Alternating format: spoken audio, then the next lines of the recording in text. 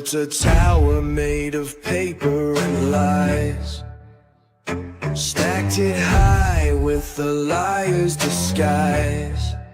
But the wind's picking up, gonna blow it all down. A reckoning's coming to this hollow town. Tear it down, burn it up, let the light shine through. Trump's got the hammer, Musk lights the fuse. No more chains, no deep state blues. The eagle's screaming, we got work to do.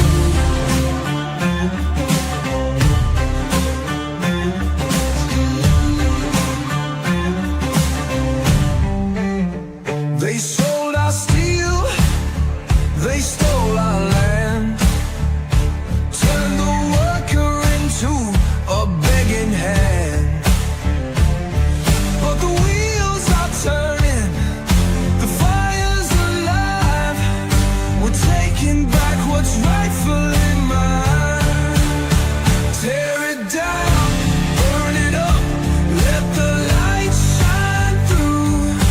Trump's got the hammer, Musk lights the fuse. No more chains, no deep state blues. The eagle's screaming, we got work to do. Ghosts of the past whisper through the trees. Swamp runs deep, but it's begging to freeze. Freedom ain't given, it's a fight to the bone. Stand your ground or be overthrown. Tear it down, burn it up, let the light shine through. Trump's got the hammer, Musk lights the fuse. No more chains, no deep state blues. The eagle's screaming, we got work to do. Our work to do.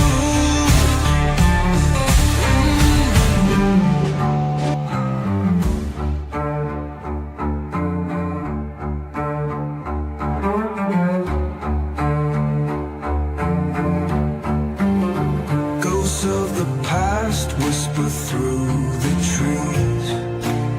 Swamp runs deep, but it's begging to freeze. Freedom ain't given, it's a fight to the bone. Stand your ground or be overthrown.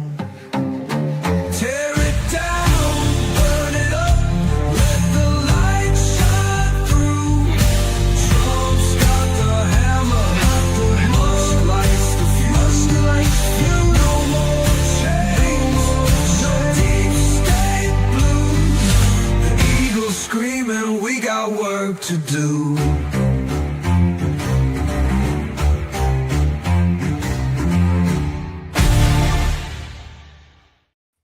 Hey guys, How you doing, everybody? Welcome How's everybody aboard. It's another Friday. yeah, Another it's good Friday. time. Another good time to be had. Good Friday. Oh my God, we got such deep stories to talk about. Oh yeah, So, how's everybody doing? Yeah, let us know in the comments. yep. Let's. Yeah, see. Lou, you're right. It's Friday. How are you doing, Jade? You know, we're doing okay. It's snowing here. Started Is it snowing crazy? late last night. Big, heavy, thick flakes. What's up, Snowed 42? Listen, I'm all listening. like from late last night, all through the night, all through today, on and off. Right? And it's going to apparently be until the wee hours of the morning. Yeah, it's Friday. Bitches. Looks like I don't have a tooth here, but I do. That's where I used to smoke, and my cigarette hung out there, so it's all. Can't do anything about that. Hey, But, Sheila, what's up, girlfriend? I saw Yeah, Panda. the ground is warm enough that it accumulated a bit on the grass, but it didn't even accumulate on the streets. The ground was warm enough, and now it's already melted off the grass. What's up, Paca? What's up, Chris? So Oh, it's already melting off the grass. yeah, it's already pretty much all melted. But big, thick, heavy. Made it. Oh. Yay. What's up, Well, I'm Pam? glad everybody made it. Looks like we got a few in. Well, Bobby already said he might not be able to make it because he has to do some churching. Yeah, Speaking I saw of that at the church, has beginning anybody of the yet heard from chat. Jeremiah? We haven't seen him in weeks. What's up, Ludwig? Good to see you, man. Hey guys, Wondering- take a trip down. Take a trip down to the thumbs up button. What's up, Linda? Appreciate Oh, there it. he is. There's Bobby. Oh no, he said have a great Yeah. show. He has to do some churching. There Yeah. you go. Come on, folks. Take a trip down to the thumbs up button and give it a punch. There you go. Let me go. We got some people watching. Hoping to see everybody hit the I love you button. There you go. And you can too for just $12 is what we say, right? Yeah, there you go. Yeah. Oh, let me see something. $5.99, Yeah, I want to see if let me see if that's working. Give me a What's minute, working? guys. Well, I got monetized, and so I put on I don't expect anybody to donate, but I wanted to see if the damn thing works. So give me a sec. Oh, and thank you everybody for stepping up to the plate. Our likes just tripled in the space How of a about minute. that? I know, How that's about pretty that? awesome. Thank you everybody. We appreciate it. Yeah, let me see this. Hold on. We'll get into the meat of this in a minute. We got some interesting stories. We got a boatload of good stories this week, guys. Just an unbelievable amount of stories. Let me see a short. Oh my God, we got something. We got something about Trump. We got something about Let me go. Nayib Bukele. We got something. Oh yeah, this one. I love this one. I guess we're finally going to get the birthright thing to the Supreme Court. Yeah. So here's what we're going to go over, guys. This is one I know it's pretty lame to push your own story, but I wrote this one earlier. It's calling Trump a populist is just rhino code for too effective.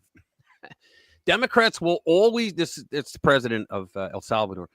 Democrats will always side against normal people, always, right? Supreme Court to hear arguments. What Jade was just talking about birthright citizenship. Here we go. The remarkable rags to riches story of Stacey Abrams. Then the liberal media, this is crazy. The liberal media's reaction to Patty Morin's appearance at the White House was absolutely disgraceful. Her daughter was murdered.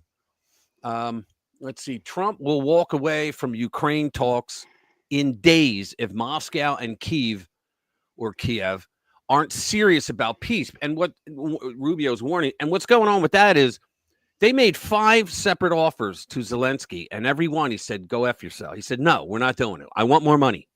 He just wants money.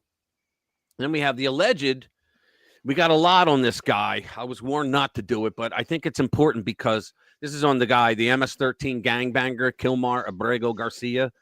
They released his rank in MS-13 and his name, his street name. Okay? Yeah, I just asked that we don't spend half the show on that. We need to talk about it. We're going to go over it all fast. Some of them I'm not even going to read, but the fact of the matter is the Dems are this crazy ass Dem right here. Doesn't it look like an SNL commercial? His picture there, but he's calling to impeach Trump for sending an illegal alien back to his home country. And I wrote, yes, they are that stupid. And here we go. The pathetic slow motion downfall of Barack Obama. I think everybody here wants to see that. But then we got a bunch. We got, holy mackerel, there's a lot of stuff going on. So let me go back and say hi to more people if more people are here. Yeah, cool. Thank you, Sheila. Let me see. Your first story should have been about Letitia James. Yeah, I you know what's funny, guys? It's crazy. Last night I did a video today. Maybe I'll play it. I did a video for today about Letitia James, and I was so busy. Oh, there it is. Oh, awesome. It worked. Oh, thank you, Lou. Lou stepped up to the plate. What a man. God bless you, brother. That's going to go to a good cause. Yeah, absolutely, man. Thank you. That's very cool. Oh, wow. Check this out. Look at this. 42 comes through. Hey, thank you, 42. How you doing, brother? Awesome. Let's see. Streaky Bacon, what's going on, man? How you doing? Good to see you. I didn't see you there. Sorry, brother. Let's see. Who else is here that I didn't say hi? Ludwig. Yes, sir. 42. Paka. Yes, sir. 07. Pam's here. Let's see. Louis here. Luigi. There you go. Awesome, guys. All right. We're going to dive right in if there's no objections. Let's see. I'm going to do this one first. Calling Trump a populist is just rhino code for just too effective, right? So the rhinos are at it again, acting like George H.W. Bush and George W. Bush were some kind of conservative superheroes. People need to get this, right? While Donald Trump is just some loud populist who stumbled into power. It's funny how they ignore the obvious. Trump's platform matches Republican principles about 99% of the time. They do. He's the most conservative president I've ever lived through. Reagan would have been more so, but he had 8 years of a Democrat Congress. So, but yeah, and the one thing about that too that you have to do is not only is his platform in line, but most of what he promised, he does. He's delivering. Yeah, he delivers. He always does. They have a thing called promises made, promises kept, and they do that every single time that they keep a promise. Trump's platform matches 99%, right? But instead of owning up to that, they just keep hurling the word populist around like it's supposed to be an insult. I'll tell you what, guys, I'm a populist nationalist now, and it's because I see what he's doing. In reality, most of what they call populism these days is just good old-fashioned conservatism, strong border enforcement, protecting American workers. There we go. From unfair trade and not sending our troops into endless, pointless foreign wars. These aren't fringe views. These are what the base really wants. Now, isn't that refreshing, Jade, where we vote for a guy, we get him elected because of what he said he's going to do, and he wants to do what we all want him to do, and he's actually friggin' doing it. You got to love that. And all the rhinos out there, they promise whatever they think you want to hear. Paca, God bless you. And Salvador. Yeah, we're going to do that. They promise whatever they think you want to hear. And then once they get in, it's, screw you. Oh, yeah. So the GOP elites love to criticize Trump's speaking style as some kind of populist shtick. Actually, it's because he doesn't talk like this. Like they talk just shy of like a news guy, politicians. And he never kissed the brass ring as well. He never went to the party and said, please let me run. No, he just barreled in, said, hey, guys, I want to run. This is what I'm going to do. You don't want to do what they want to do because Jeb is stupid and Marco has little hands, even though he's my Secretary of State. He just comes in and takes over. But you know what? God bless him for doing it. So he says that's not populism. That's showmanship. Bringing back the working class and blue-collar voters to the Republican Party wasn't some populist stunt either. It was just smart. The Bushes couldn't do it, and the Democrats had them bamboozled with union slogans. Now that social media has pulled back the curtain on union corruption, voters are waking up and realizing they've been sold a bill of goods. This is how I felt since 2017. And let's not forget, Trump's straight shooting rhetoric is actually proof of how conservative he is. Unlike the Bushes who tiptoed around issues, Trump speaks plainly. He does. And the problem is they take him literally. The Dems take him literally. We take Trump seriously.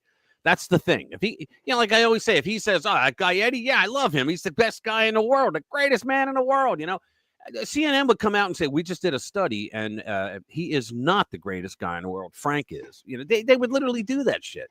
MAGA isn't some fringe rebellion. It's just the conservative base taking back control. It's true. The same thing happened with the Tea Party. And I'm going to tell you something. The Tea Party scared the living hell out of the Democrats because it was the first time in modern history that the Republican Party had members who were saying, we're not going to take it anymore. We're organizing and we're going to win. And they did. The problem is that the succubus of D.C. got to half of them. Half of them became rhinos because the money was so good. That movement wasn't just a reaction to Obama. It was a rejection of Bush-style mushy middle GOP. It always was. People miscalculated Tea Party. It was when George W. Bush said that we had to go outside the system in order to save it. He had to go outside capitalism. That's when they threw up their hands and said, that's it, we're done. We're going to create a new party or we're just going to have a faction inside the GOP. And they were smart to do it that way instead, because you're not going to have a third party. Remember when the elder Bush raised taxes after promising no new taxes? Or when W exploded government spending with Medicare Part D? Yeah, meanwhile, Trump did the opposite. Think about this, guys. Trump did what they all claimed they wanted to do, but he made it look easy. Hold my beer, all right? He slashed taxes with the 2017 Tax Cuts and Jobs Act. Bush 43 liked to pose as a deregulator, but then rolled out No Child Left Behind, a massive expansion of federal education power. Trump's been dismantling the Department of Education one layoff at a time. Doge just cut another 2,000 of its 4,000 employees. And those free trade credentials the Bush crew brags about, it's a joke. You can't have free trade when the other side cheats. Trump's tariffs were a necessary course correction. He fixed NAFTA with the USMCA, which is less of a trade agreement and more of like an alliance, right? Civilizationalism, which is what I talked about last week, along with mercantilism. He wants to make North America, Canada, Mexico, the United States. He wants to make us a region, okay, where we work together because, I mean, you think about it, between the three of us, we got the minerals, we got the labor, and what do we have? We have the largest consumerism going on because the United States has more money to buy all that cheap crap from China. I got to watch my language now that I'm monetized. So we got all, yeah, I'm serious. Oh, wow. Let's see. Hey, Jimmy from Philly's here. Hey, Billy Blogs. Good to see you, man. All right. Back to it. I got to keep checking in because I don't know if people are coming in because you can't see anything when you're here. So those free trade credentials that they brought, yeah, NAFTA, USMCA, adding protections for American labor, digital commerce, and manufacturing. See, they pulled NAFTA off saying to us, would you rather be the guy that puts the, I remember Newt Gingrich said this, would you rather be the guy that puts the digital onto a CD or the guy that glues the two pieces of plastic together? Well, the problem is that they put the plastic guys down in Mexico, but then the digital guys went along with them, right? So everybody lost their jobs. That's what the whole thing was about. And the rhinos and the establishment type Republicans showed that they don't give a rat's you know what about the working class in America. They just didn't care. They were making theirs. It was the donor class was happy, right? So not exactly the kind of move a populist makes, unless populist now means someone who actually gets results. When it comes to foreign policy, the contrast is even sharper. Bush gave us endless wars in the Middle East, although Barack Obama, who got the Nobel Peace Prize before he did anything, got us into more skirmishes than George W. That's a fact. Trump kept us out of new wars and still projected strength, like when he greenlit the Soleimani strike. The Bushes played footsie with globalists and cozy organizations like the Council on Foreign Relations and the UN. Trump shoved America first right in their face. Social issues, day and night. Trump didn't just whisper support for conservative values. He came out swinging against the woke mob. He did. And he was fighting alone for the longest time. Not anymore. He opposed men and women's spaces, and he picked justices who helped overturn Roe v. Wade. The Bushes might have voiced some opposition to the LGBT agenda, but there was no Q back then, remember. But no one ever accused them of taking a hard stance. By the time Trump arrived on the scene, gay marriage was already settled law. And I'm going to tell you something, guys. Some may not like this, but Trump was the only one out there who was saying from the original time he got into politics, he said, let them get married. Who cares? He was the only one saying it. Let them get married. Who cares if they get married, right? Like, what's that all about, right? And yet, as soon as he got elected, the LGBTQ, the alphabet people just came out and said, oh, he's anti-gay. He's so anti-gay. No, he really wasn't. He just wasn't for the in-your-face, I'm gay, you have to love me, or else, no, he wasn't for, we're gonna force people's behavior to love it. No, he wasn't for that, but he was for freedom, which is a whole thing different.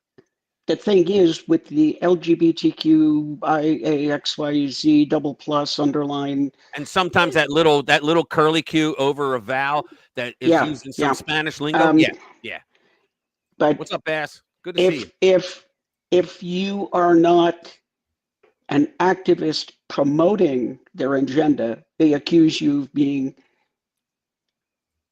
anti-whatever. Yeah. The fact is, most of us just don't give a shit. What you do in your house across the street. That is true. You know, it's like whatever. That you know what? You're absolutely right. What the Democrats do, like for example, the Democrats come out and say, "Well, we created this law to help black women." Okay, the Republicans they pontificate on it, right? Virtue signal. The Republicans come out with a law that helps all workers, and they don't brag. Well, we helped Latinos and we help black people. Screw the white people. You know, they don't do that. So then the Democrats come out and go, well, you know, they hate you because they don't do anything specifically for you. Meanwhile, everything the Republicans do is for everybody. They don't look at color, right? They don't do that, right? Identity politics, that's a left-wing liberal thing, especially the progressives. You know, Well, it doesn't matter what happens. Look at this Rachel Ziegler thing. Look, I mean, yep. her movie, people were staying away from it in droves, but that's just because, yeah, that too. Keep it out of schools. Leave the children out of it. Keep the kids That's out. the one thing. Leave the kids out of it. Whatever age we decide is the age of majority, leave the kids out of it. Yep. But other than that, I don't care how you dress. I don't care who you sleep with. I don't care if you get married to whoever. It's a little weird. It's a little weird. It's a little weird if you marry a dolphin. That's a little weird. Yeah, or if you fall in love with a building or a tree, sure. But do you believe there are people that are into that? I remember reading a story where some woman went, like, had a marriage ceremony for a dolphin. Yeah. Oh, yeah. Yeah. With a dolphin. Anyway, but the big thing is we don't care. You know, me, if somebody was, whatever my neighbor's doing, I don't care. Now, if they're slaughtering goats at midnight in the yard, I might ask them, can they do it a little earlier because we're trying to sleep? Yeah, yeah. But other than that, I don't care. I don't care who you worship. I don't care how you worship. Leave the kids alone. We covered that, yeah. Leave the kids alone. They very much did. The kids the hell alone. Leave the kids out of it. And especially, especially, don't teach the kids something that the parents don't want them to be taught. Streaky. I can't see the porpoise. Yeah. Loving a dolphin. There you go. All right. Yeah. Hey, listen, it's true. I don't, well, no, I can't say that. I did not personally witness, do not personally know either the dolphin or the woman involved. However, I read a story about it. Okay. It was just, go ahead. I was going to say there was a story one time that Rush Limbaugh read, and it was that good that I remember. It was like 25 years ago. And he talked about how it was down at a marina, and there was a woman that spotted a man with a dolphin doing the friendly finger grab. And what it was the man grabbed the dolphin's dork. Okay, need I say more? Okay. And the woman was like, oh my God! And she ran away and called police, and the police came. And the guy stood up and turned around, and he had his name tag, and he had the shirt that he worked there. And apparently that is literally how you say, hello, I'm a friend to a dolphin. Those dolphins are crazy, man. I've seen them on crack. I'm just saying. No, dolphins are weird. There was a research study that was done. There was a research study that was done, and a woman had to interact with this. And this is true. Yeah. Well, this is true. This woman had to interact with this dolphin, and I don't remember the details. This is like many years ago that I read about this, and she was doing the handshaking, right? Yeah. But the dolphin was smart enough, fell in love with her. They had to build. He proposed. They had to build like a place with the pool for the dolphin, and then she would like live on a elevated platform. You're killing me here. Serious? Is this serious? Or are you going to say? I am 100% serious. 18th of April. It's not the first. Not the first. This was in a journal, and the interesting thing about it is when there you go. Somebody reads Adams. Listen, Streaky, it's very true. So, but the weird part about it was they, as you can tell from the extensive, important research data that they got out of it, their funding was eventually, taken away. I wonder why. Yeah, but because there's material there for all of us. When they returned the dolphin, to the regular pool of dolphins, Right? he died of a broken heart. You're kidding me. He wouldn't eat, and he swam around listlessly, and he became depressed. And there's an interesting thing in dolphins. No, I'm not a veterinarian, for anybody who's Right. for anyone who's thinking that. Guys are the Oh best, God, are they not? our Married to a our dog. yeah our the people that follow this, you guys are great. You're No, nuts. they're But the you're best. great. They're the best. You're great. They're the ever. best. But I look yeah, forward to this every apparently Friday because of the chat.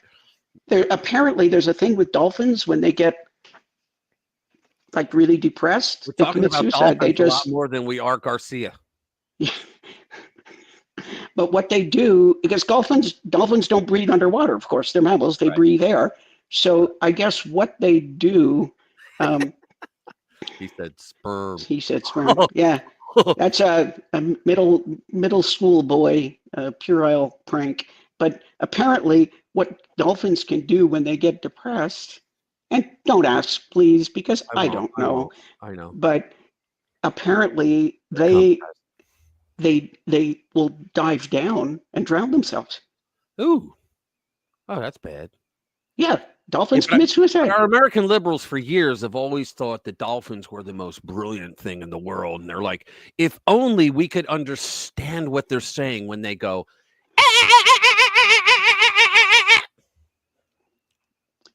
That was All very right, moving good. along. What's that?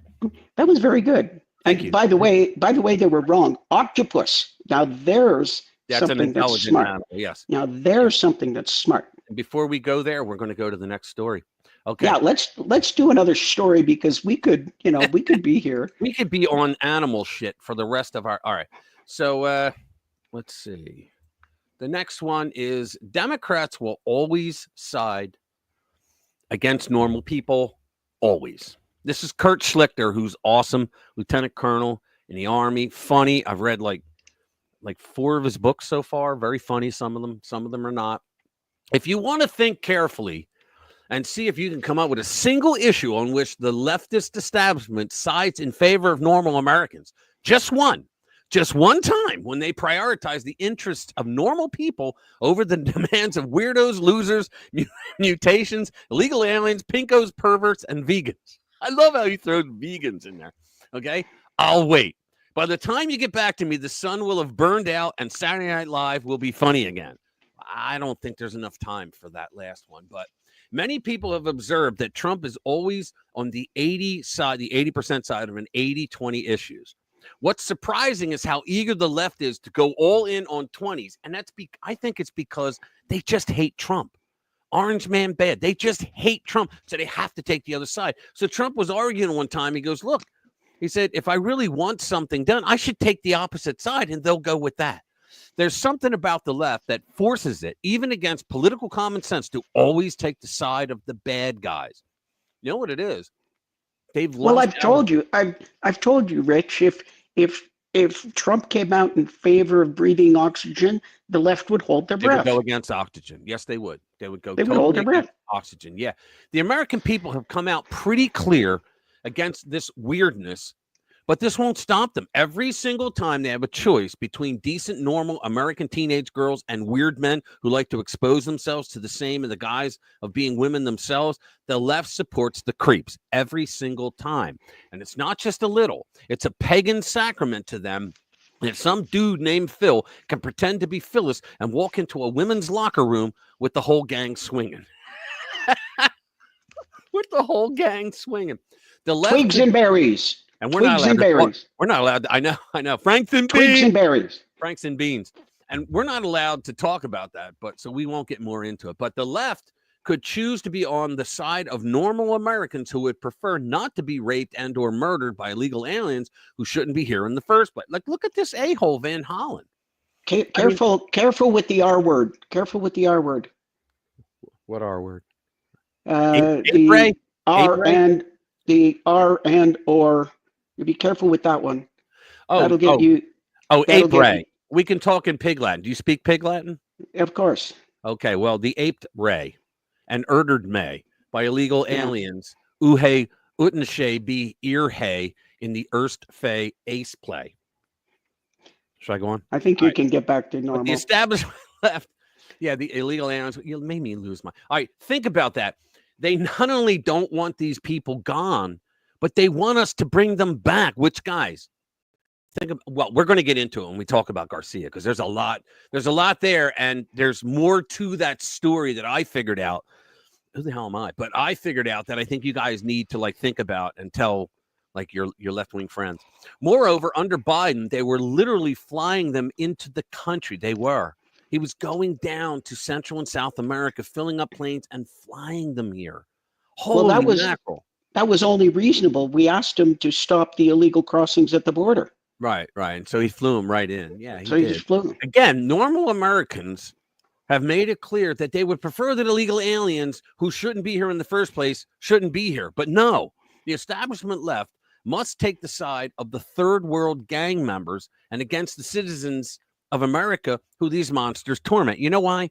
Because then every 4 years, they will, for about 6 months, the Democrats will forget all that garbage nonsense and start pontificating again how, well, I don't know what I'm going to do for you, but don't vote for that Republican because he's evil. He hates you. He's a racist. That's what they do. And unfortunately, people with a 120 IQ get one vote. People with an 80 IQ get one vote. There are a hell of a lot more of those 80 IQs out there for the Democratic Party than there are 120s. That's don't get me started. Huh? Don't get me started on that. I know. Triple-digit IQ should be required to vote. Of course, well, here's an easy one. To qualify to vote, maybe you should have paid taxes for 2-3 years. There you go. That's another. You should have unless you have a legit. We're not animals. Unless you have a legitimate reason for being a bum. No, if you're. I don't want to work. Isn't good enough. No, listen, you're young, you're a student, you're a perpetual student in your second PhD, you don't get to vote. Unless of course, well, listen. You don't want to know. No, you don't. You don't. A male. Yeah, don't. Do male kangaroos have a pouch? Let me continue. Please. Of course, the left has always loved criminals. It's never the fault of the scumbag thief or psycho killer. When you object to homegrown crooks looting and pillaging, it's you being too attached to your property that you actually. Let me tell you a story, guys. My brother Jimmy, okay, he has these work boots. He's here now, but I'm going to tell a story. And Jimmy, don't come in, but chime in through the chat and tell me if I'm wrong, okay? So he called me yesterday and he told me this. This is pretty horrendous. You guys know that he works at a halfway house. Well, he lives at a halfway house and he was the manager there and now he's trying to get out and all that, right? So he has work boots. Now, he paid about $250 for the work boots. They're nice boots. And he had to go through some extra trouble to get them because the store that he always went to, they closed down. Then he found them and he takes a train, 2 buses, yada, yada. He gets there, he gets the boots. Yay! All right, they're great work boots for the work that he does. And so he's at this halfway house. And he had left his work boots downstairs in the living room in like a corner, whatever. He gets up the next day, somebody stole them. Okay, somebody stole his work boots. One of the guys stole them. Okay, so I'm not going to get into evidence and all that he has, but the first thing they said was, why did you leave him downstairs? It's kind of your fault. And I told him, I said, tell them that's like saying to the girl who was raped, well, why were you walking down the street towards your house at that hour in the morning? Or why did you wear that dress that night? I mean, come on. Did you really think that wouldn't happen? It's the same damn mentality of these morons. In other words, and my brother said, Jimmy says, I told them, I've been doing that for like 15 years. I leave my boots, my dirty, filthy work boots downstairs. I don't actually, take them upstairs, but somebody can steal them that way. Here's the thing. Knowing how people are,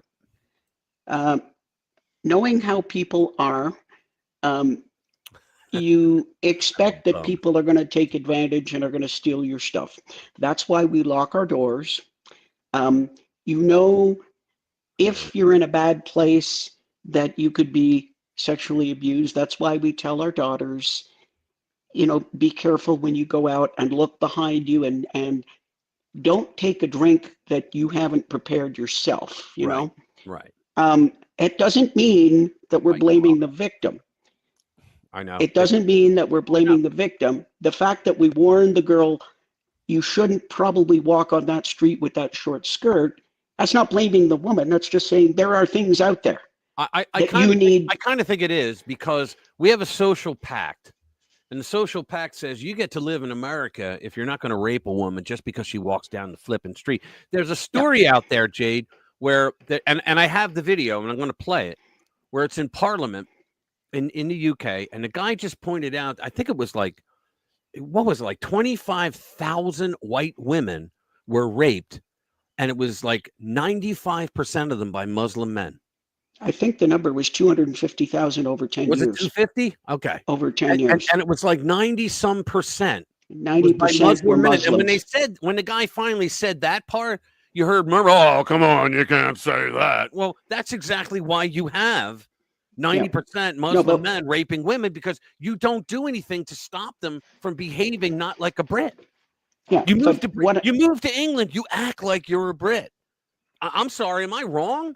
Well, you keep your hold on. You keep your own personal life. You keep, what am I looking for?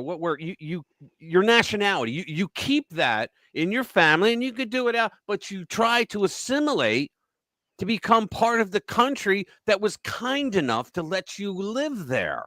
But they don't do that.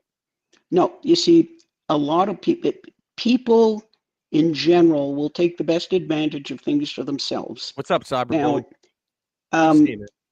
the thing is that you should be able to walk anywhere you want, dressed any way you want, but the fact is, it's not your fault that you have to be careful, but you have to make up for the faults of others. That is true. That I agree with you. That I agree with you. But I don't like when people say that, thank you, Sheila. I don't like when people say, like, well, what were you doing out there at that hour?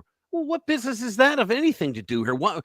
So a guy thinks he has the right. I heard in what was it, Sweden, I think it was, that the immigration people had to actually take new immigrants from the Middle East, right?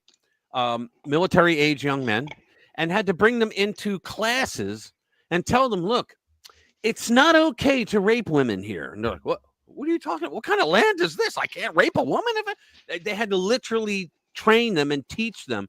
You will go to prison for something like that. We know you came from the armpit of Satan's taint, but you can't do that here. They literally had to do a class to teach them that. Well, what honest to goodness? No, where did they come from? And I'm not downing Muslims or Arabs. I'm just saying, what kind of society did they come from where they had to be taught that? It's not fair. It's not right. But things will happen, and that's why you have to watch your back. Yeah. And I'm not saying it's right. I'm not saying you should, because you should be able to do however you want without somebody assaulting you. The fact is, there are too many people out there who can bully and take advantage of someone else that it was Jimmy's home, for God's sake. See, he's saying it's a common sense issue, but it was Jimmy's home. And look, I'll tell part of the story, okay? There's a guy that's living there now. They're all temporary. They come and they go. But there's a guy that's living there now who's pretty much a hothead, okay? And what he did was he's gotten into fights with guys. He's bullied people and whatnot. And so Jimmy was getting a shower. Now, my brother does not take 45-minute showers. All right, he's in and he's out.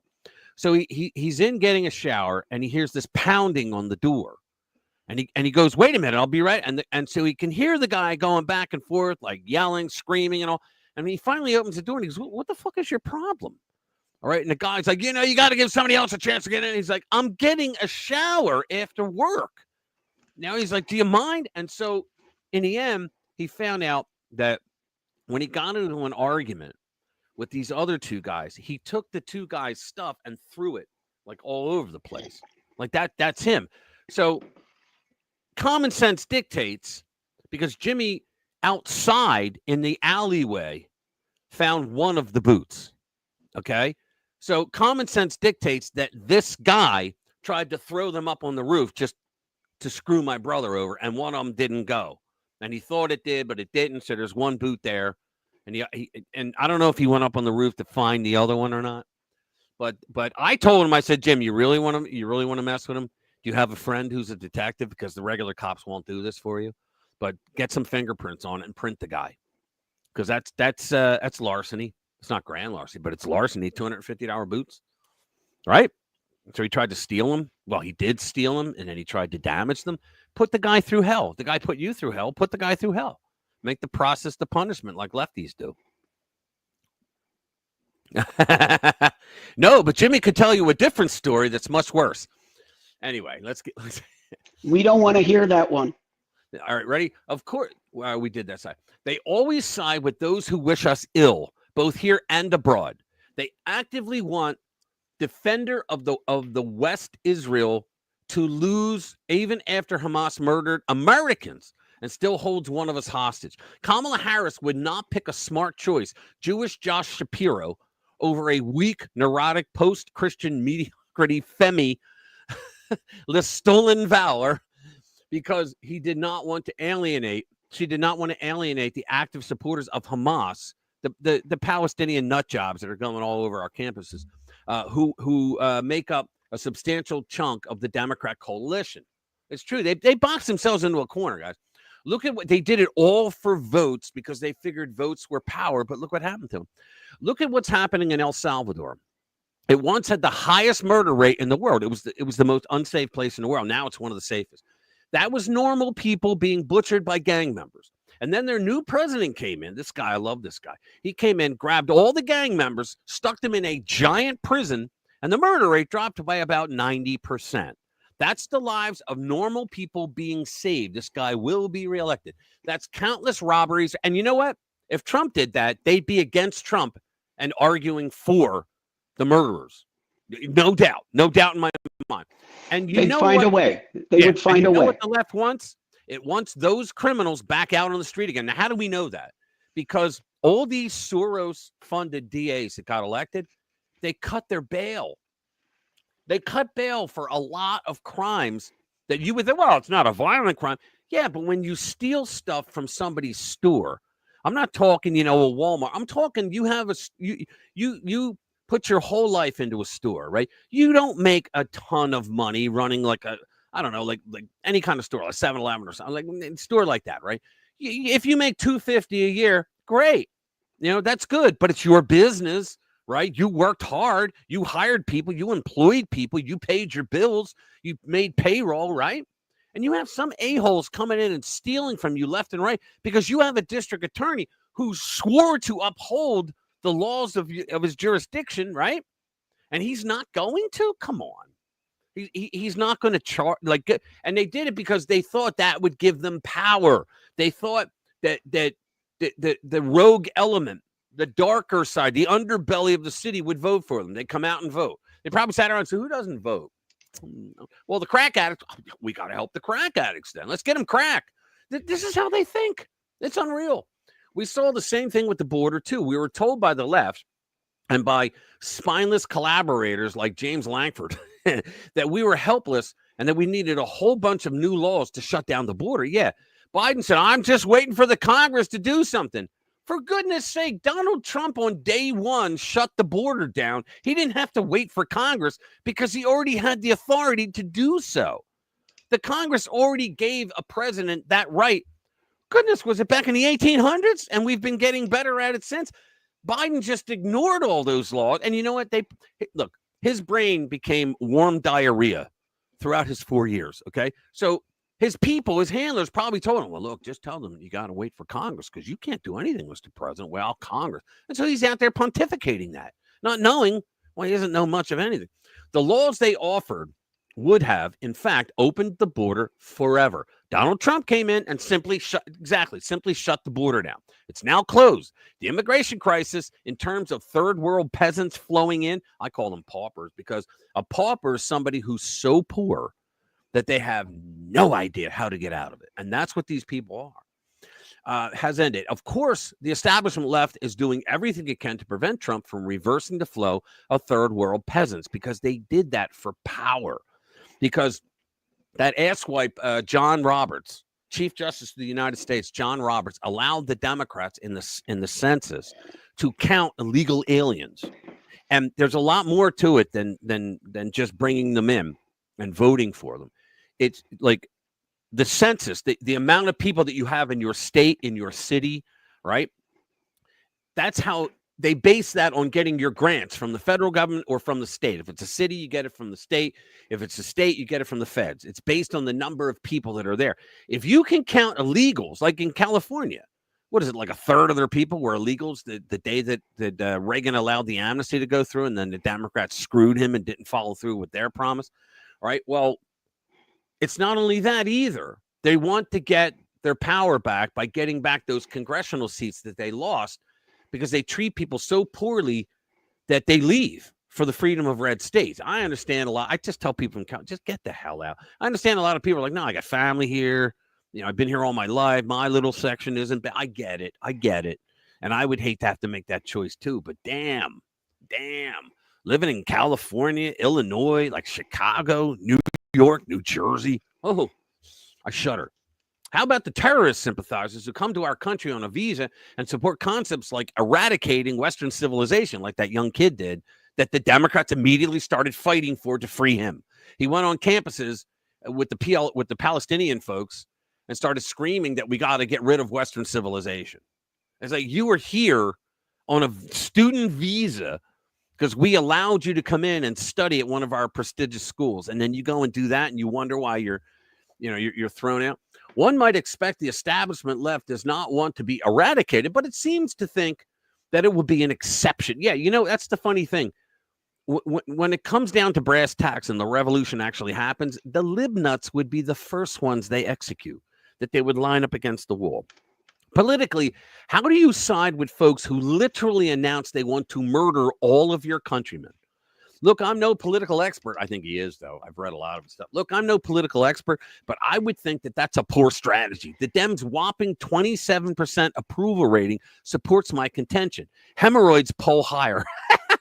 Think about that. It's funny. But, you guys get the gist of it, right? The Democrats are now very anti-anything pro-America. And I pray that keeps them out of power for as long as humanly possible. I really do.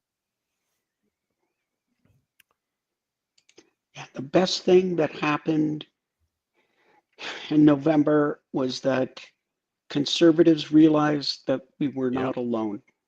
Oh, yeah. Because I think before the election, everybody felt very alone, and we were, the minority who thought this way. And all of a sudden it became obvious that no, we are not the minority. Much the reverse. Oh yeah. At 7 o'clock, well, on the hour, we're gonna redo the long lost clip of the week, but we're gonna do it the right way this week. Okay. What, the same? That's your job now. You got to find the same one, but we're gonna do it the right way. You gotta. One of your homework is you got to find a long lost clip of the week, like something funny from years ago that we all forgot about. Oh dear. Well, okay. I will try. I'll look too. Yeah. Let me see. I think some of the clips of Nancy Pelosi and Chuck Schumer 20 and 30 years ago talking about how we need tariffs. Those are pretty hilarious. Those are pretty goddamn hilarious. You put them up against, you put them split screen against today and yesterday, Yeah, TDS is getting worse for the Democrats too. Yeah.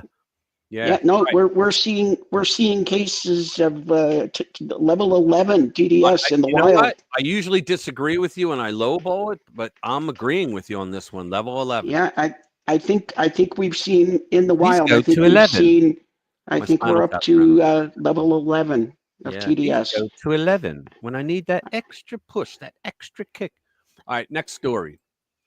The remarkable rags to riches story of Stacey Abrams. Here we go. Well, before you even start, this is just another one of these brainless, soulless, empty vessels I could find one for you easily. that the uniparty establishment wants to push forward, that they can just use as a puppet to say what they want them to say. Yeah. Same thing with Biden. Same thing with Harris. Did you hear what's her name? What's her name came out? What's her name? Jasmine Vi or Crockett? something? What? No, that's another one. Vi or something used to work with Harris, and she said, no, Harris wasn't just drunk. She may have been drunk, but she was like cognitively impaired. Yeah. They said that there was a problem with her. That like when she laughed all the time, that's a psychological thing because she doesn't know what to say. So when she makes a stupid comment and laughs, her brain is actually trying to come up with something better to say. And half the time she wasn't up for the task, and so she never said anything smart. That was her problem. And do you remember the time when her teleprompter shut off? Oh yeah, she went nuts. Yeah. And she was sitting there saying the same thing over and I forget what it was. 13 days or something. 13 days or 13 days. Yeah. We have so many days to do this. So many days. So many days. It was like funny. My God, what the hell? Now, my question, guys, before I get into this story, and I want you to think about this before you answer. Why Stacey Abrams? She's not exactly a handsome woman. She's not too intuitive in politic speak because she's always on the wrong side of America, right? But why? Why her? She comes across as a whiny little, I'd say runt. You know what word I'm thinking of. She's a whiny little runt who lies. She went there saying voter suppression. The Republicans are doing voter suppression of black people, even though I remember she was in a hearing and Ted Cruz said, do you know what the number one group of people in Georgia are who are registering to vote? She goes, no, but I'm sure you'll tell me. He goes, yeah, it's African Americans. Do you know who the number one in the last election voted?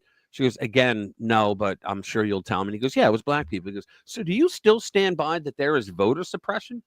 And she gave some long-winded, and he goes, you know what? I'm done listening to you. Stop. You're just full of crap. You're lying. Rich, what were you going to call her? Were you going to call her something that rhymes with your first name? Yeah. Something like that. But all right, let me get back to this. So, by her own admission, hold on. Why do I get these texts from people I don't know? By her own admission, Stacey Abrams has made a number of personal financial missteps in her career, despite a history marked by bill collectors, tax liens, and ethics investigations. Georgia politician and Democratic Party activist has managed to amass a small fortune that she didn't earn while working most of her career in the not-for-profit sector. They forgot to write down governor. Of course, she won the governor's race. Don't you know that? She won that race. Yeah, she was the real governor. She said she was the real governor. She's actually the governor. Yeah. Financial records show that when she first entered statewide politics in 2018, she reported a net worth of less than $109,000 by 2022. The last year she had to publicly file a financial report that had grown to more than $3.2 million. Now, how does a lazy bum like her come up with that? Abrams is probably even better off than that, thanks to her latest venture, Rewiring America, which uses federal funds to provide low-income people with free electric appliances. Isn't that great? The green energy startup hired Abrams as senior counsel in 2023 after she helped secure federal funding for the nonprofit by putting together an umbrella group that applied for and won grants totaling, let's call it, $2 billion from the Biden Environmental Protection Act. Now, they claimed that they made, I think, $100 the year before on their taxes, right? That group. Then they get $2 billion. They went from $100 to $2 billion. They worked really hard, didn't they? No, it was a friggin' payoff. According to a podcast interview she gave last year, those funds were frozen last month by the Trump administration. And voter suppression, she's screaming anything she can. while it investigates the grant application and award process along with Congress. It's just And one of the funniest things about that grant is there was a chunk of it, a sizable chunk of it, was for training personnel on how to write a budget. Yeah, right. Like, okay, you're handing somebody $2 billion. Yeah. And by the way, you might want to learn how to write a budget. She literally wrote that down for an application, well, on the form saying what they were doing with the money. Yeah. Well, now we got $2 billion. We got to come up with a way to spend it. It's unbelievable. Yeah, but they have to learn how to make a budget. You're going to hand somebody $2 billion that admits they need training on how to write a budget. It's just the latest in a string of investigations involving Abrams, who has presidential ambitions and nonprofits she's launched. Last month, Georgia lawmakers announced a special probe into her New Georgia project and its fundraising arm. Look, Democrats are involved in money scams all the time. They're the ones that scream the loudest about dark money. They're the ones that get the most dark money, which failed to report millions of dollars in contributions and spending tied to Abrams' first gubernatorial bid. And in that bid, she got caught cheating with her people were registering dead people and people that moved out of the state. I've already explained how they get them. But the guy that caught her was the Secretary of State, who's in charge of all things elections. And he couldn't say a word about it because it was Brian Kemp, who was running for governor against her. Can you imagine the screaming she would do? It would make you do the Spock thing with your eye, right? The screaming she would do if he nailed her and came out and threw charges at her, which he should have done. But I understand why he didn't. I mean, she got caught. Her people were filling out fraudulent vote to get fraudulent people to register to vote. And it was by dead people and people that left the state because they'll never know they voted. She's also been accused of ethics watchdogs of personally misusing political donations raised for her campaigns. Quote, I've always been concerned about her leveraging public service to enrich herself. William Perry, who formerly led the Georgia chapter of Liberal Common Cause, told Real Clear Investigations. Perry, who developed a thick file, anything about her is thick, a thick file on Abrams while investigating money in Georgia politics for 15 years, said he knows of no other candidate for statewide office with more documented cases of ethics violations than Abrams. So my question remains, why do the Democrats keep going to her? Now, I understand she was president of the earth, but why would they keep going for her? Why? And if anybody doesn't recognize, if anybody didn't pick up on that reference, you haven't watched enough Star Trek New Generation. Right. That's right. Oh, is Bobby here? Oh, good. Hey, you made it. Is not the only president of the obesity, but also a customer. That's awesome. Oh, Bobby, it wouldn't have been the same without you, bruv. Thank you for being here. Everybody's really hot tonight, man. Everybody's really good. Hey, you guys are on it. The chat is smoking, man. I love it. I love that. So what's the next one? Yeah, that's good. There you go, Lou. Yeah. Lou, you are on fire tonight, Lou. She can eat corn on the cob through a picket fence. She has that big gap between, right? So let me see here. What's next? We'll do, yeah. All right. Gotta do it. Sorry. Gotta do it. I'm going to start here because I can't stand this story. Alleged, you can take alleged off now. MS-13 gangbanger, Kilmar Abrego Garcia's rank, street name, revealed as fight over deportation to El Salvador mega prison rages. Look, the fight is over.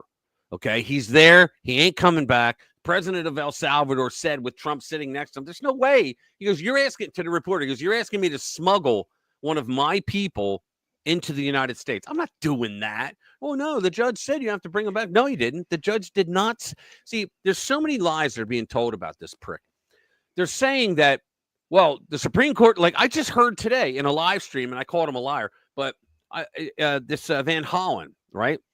He's the senator from Maryland, right? He keeps calling him a Maryland man. He's not a Maryland man. He's an El Salvador man. Okay. He's not from here.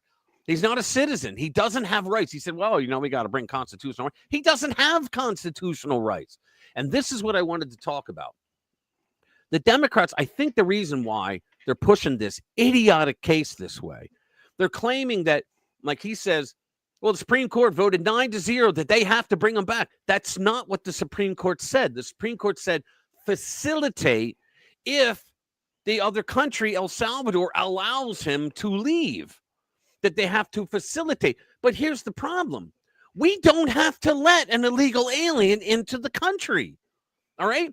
Here's what the Supreme Court in that 9-0 actually did. They ruled that the lower court, the district court judge, overstepped, that he does not have, or she does not have, the authority to dictate foreign friggin' policy. Okay, so that's what's really going on.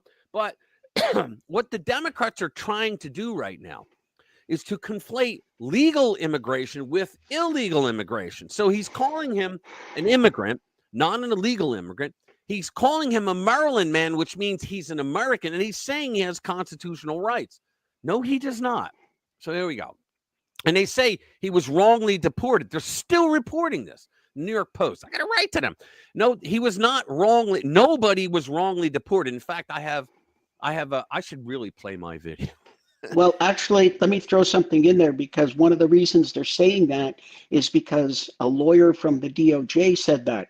That lawyer was a partisan dipshit who has now been terminated, to my knowledge, and it was an erroneous statement. It was not true.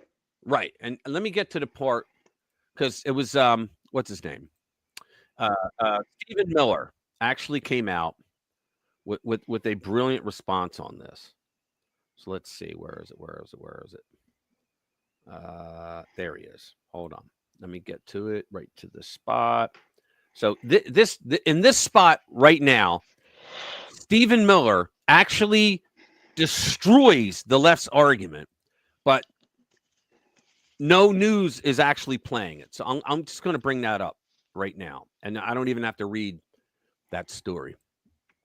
Okay, this was part of my video. I'm going to bring it here. Full weight of the law crashing down.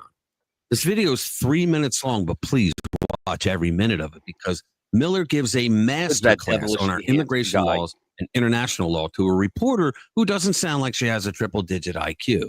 Give it a watch. Here we go. Is the president asking President Bukele today to send Mr. Abrego Garcia back to the U.S.? Listen to be very clear about this, the Supreme Court ruled that the district court cannot, obviously, compel us to. That's what they ruled. Diplomacy or foreign policy with another nation. So they overturned the district court order.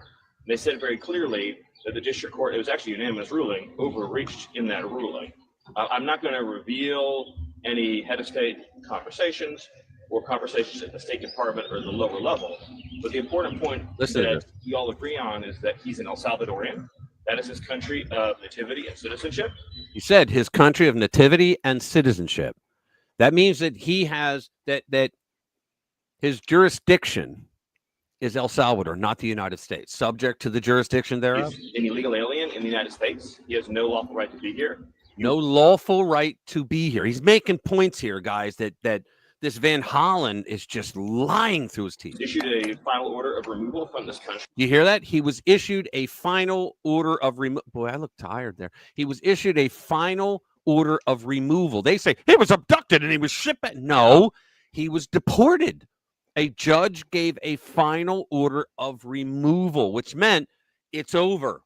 Case closed. And you don't have any more appeals. That's it. And the original order basically didn't stop him from being deported. It said you couldn't deport him to El Salvador, which means he could be deported to any other country. He's going to get into that. Go ahead.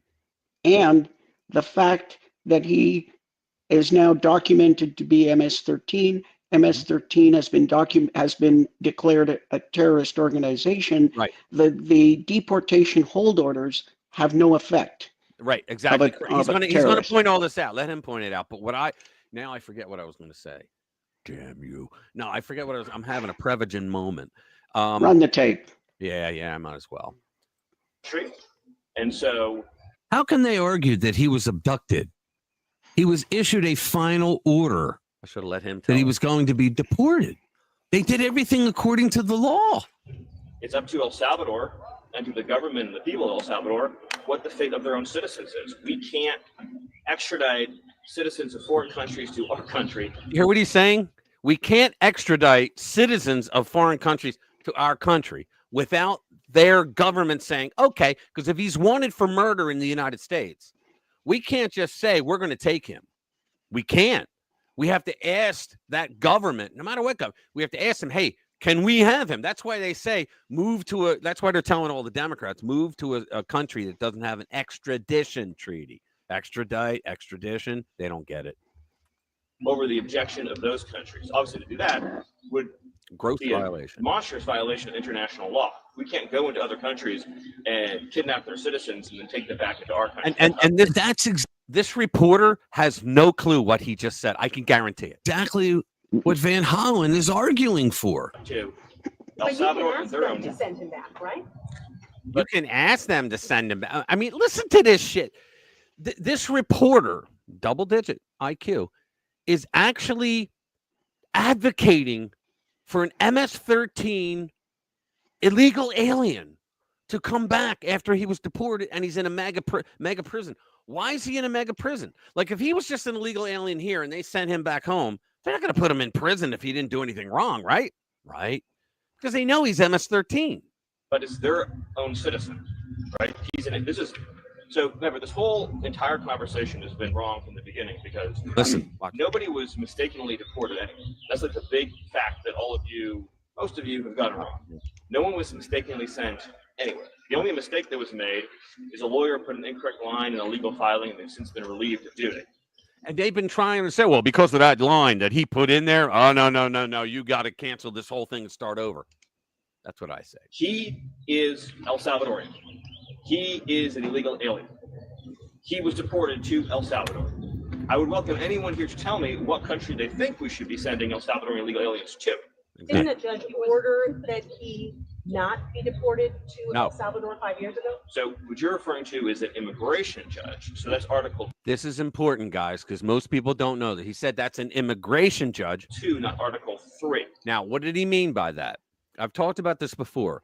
The immigration judges are Article 2, not Article 3. Article 1 is the Congress. Article 2 is the executive branch, the president.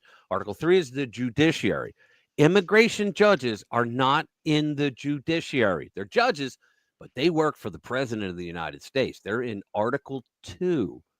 And therefore, the president can tell them what to do. And they go, oh, Trump told them what? Well, F you. Barack Obama told his judges when he brought those hundreds of thousands of the kids in, remember that shit? And they all formed DACA after that. He ordered his immigration judges, this is no lie, look it up. He ordered them that when the people they get a notice when to appear, okay? If they don't show up, the judge automatically puts a bench warrant out and they go and arrest them and bring them in to have their deportation hearing. He ordered the judges do not follow through with a deportation hearing when they don't show up, essentially giving them de facto amnesty. That's what Obama did, and that's what he's talking about here. So listen. Did you hear what he just said? Oh, Jesus. It's an immigration judge that she just mentioned. Well, like, you see how they're judicial. First of all, as I'm sure you know, does not eliminate the deportation order, right? We all agree on that. So his status was he's an illegal alien who's been ordered deported, which means he could be indefinitely detained and removed to any other country in the world, right? He could be sent to literally any country on the face of the earth. What you said, Jay. But the preference, general matter, is to deport someone to their home country. Right. Right. In this And case, the only time you wouldn't is if your home country has a war going on, or if your home country is going to persecute you. Now, they'll argue, well, El Salvador is going to persecute and put them in that maximum prison. That's not persecution when you're part of a violent terrorist gang. You go to prison. You go to prison. That's their law. case El Salvador. Because he is a member of a foreign terrorist organization, withholding orders don't apply to FTOs for obvious reasons. See, but Democrats and liberals in the media don't know that. Yeah, they don't know it and they don't care. That's the whole point. And the ones that do really don't care. The ones that do know it really don't care. I know. Well, they really don't. They don't give a rat's, you know. They just don't. And so the press has lied about this repeatedly. Van Hollen is lying his rear end off repeatedly.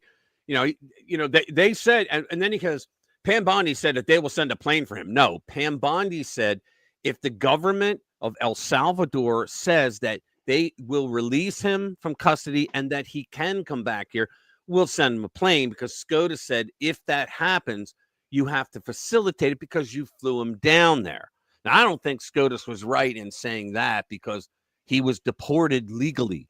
There was no illegality that went on. And one thing we haven't mentioned today, I don't think anyway, is the wife that is like boo-hooing about bring my husband back now. Right. Originally, years ago, filed. He was apparently beating his wife. She filed a restraining order several times. Yeah, more than once. He beat her. Yeah. So I don't want to spend our whole day on this dipshit, but there's at the top of I wanted to get out, and I will. I'm going to get them out. There's Tom Homan and Caitlin Collins. Yeah. Why don't we talk? I always love it when somebody gives Caitlin Collins a go. Or Casey Hunt. Do not abbreviate her first name. All right. Yeah. Even her. She's another one. Who? But anyway, okay. I digress. I didn't understand the last 30 seconds, but at the top of your list here. Casey Hunt. There's another one out there. Her name's Casey Hunt. I said, don't abbreviate her first name. Casey Hunt. There you go. Okay. It's like when you call up looking for Mike Hunt. Yeah, there you go. Guys, you guys don't know this about Dr. Jade. She has a fantastic sense of humor, and she's wicked, but she doesn't show it live. So there you go. See Hunt. There you go. This one with Tom Homan and Caitlin Collins. We should do that to follow up on ourselves. Yes, to distance ourselves from. Where is it? Where is it? Top of the list. Top? Oh, up top there. Okay, yeah. This is pretty good. Yeah, we should do that one just to finish up with the. Well, I'm still going to talk about Abrigo because they gave it. I want to give his name. They gave his rank in MS-13 and they gave his street name. So if you have a street name and a rank in the organization, you're a part of the organization. I'm sorry, there's no other rational way to think of that. So watch. Go ahead. And if you have MS-13 tattoos, you have MS-13 tattoos and you hang out with MS-13, but you're not an actual MS-13 member, guess what happens? They kick your ass. They kill you. If they find somebody with MS-13 tattoos and you're not an actual gang member, and he was hanging out with them. Well, they said that he was wearing clothing that MS-13 wears as well. They have a uniform. It looks like street thuggery to you and me, but they do have a uniform. And I guess a Bulls hat, Chicago Bulls hat for some reason. What it was. All right. So it says Tom Homan blows up Kate. Now this woman, I can't stand her. She interrupts throughout. Like she'll ask you a question, and your answer is going to be 10 seconds long, and she knows it. It's a very simple answer. She will interrupt you 13 times during that 10 seconds with snarky, smart-ass snippets from the left. She's just an insufferable piece of crap. So he blows up Caitlin Collins when she uses an old court ruling to defend MS-13 gangster Abrego Garcia. See, we're back on the story. Let me see, where's the video? Yeah, it's down here, but we'll read a little bit of it. Since President Trump returned to the Oval Office, CNN's Caitlin Collins has had a rough go of it. Things did not get better for her Thursday night when she decided to invite border czar Tom Homan to her show to discuss the most infamous MS-13 gangster in the world. Let's bring this up now. I've seen some people look at this and say they're worried that the stance of this administration when it comes to this is that if someone is deported by accident, that they have no responsibility for them once. First of all, it was not by accident. They keeps saying this. He was deported. They are in the custody of a foreign government. Did you? I'm sorry, guys, that I got to do this, but I can't. It's not in my nature to let stupidity like that go. She just said that we're allowing him to be held in custody by a foreign government. It's not a foreign government to him. It's his country. It's where he's from. It's where he's subject to the jurisdiction thereof. It's the only citizenship. It's the only citizenship he's ever had. Exactly. He's a citizen of El Salvador. It's like, oh my God, if you were to vacation in Canada, are you a Canadian now? According to this bimbo, you are. I mean, it's mind-bogglingly stupid. Look at the look on his face. He's sitting there going, "Oh, I can't wait till I got to talk. I just can't wait till I talk." What would Do you remember when she interviewed Trump? President Trump? I can't remember. I think it was before the election. It was. And that's when he called her. She said, "You're a very nasty person." Nasty woman. And Yeah. and Perfect, at one right. point, and the libs, they do this all the time. This is how they argue. And she asks a question. He starts to answer. She interrupts. Right. He starts to answer. She interrupts. And then so she asks another question, and he says, and she interrupts, and he says, well, something to the effect of, well, you're going to let me answer? Right. And she says, well, yes, I would like for you to answer. And then so he starts, and she interrupts him again. She interrupts him again. She says, yes, I would very much like to hear you answer. These people. They do this because she's not that bright. She has talking points that look, at CNN and MSNBC, but more so CNN, okay? Because MSNBC, they're all nuts over there and they can get to say what they want, but they do have an agenda by the people in the booth. But in CNN, they literally tell them what they have to say. That was brought on by, what the hell was his name? Jeff Zucker, who was the president for all those years during the Trump years. All right, used to be best friends with Trump. Then all of a sudden they had a falling out. And then he said 24/7, 365 anti-Trump. And that's what it was downfall. It was the downfall of CNN as well. They used to be a news network. But then they stopped hiring actual journalists and they hired activists that could keep a straight face. That's what they did, right? So, yeah, she is a lunatic, this woman. And the only thing she knows what to do is to keep interrupting you to try to get you to have an outburst on her so that they can point and go, look, he's unhinged. Look at this. Well, right? Because later on, they will edit out all the times that she interrupted with, and she doesn't just interrupt. She gives snarky, smart-ass interruptions that just would piss the I could never get through an interview with her. I could. But they do that to keep you off balance. Yes. As soon as you start to go, and I've seen lefties do it all the time. You start to go this way.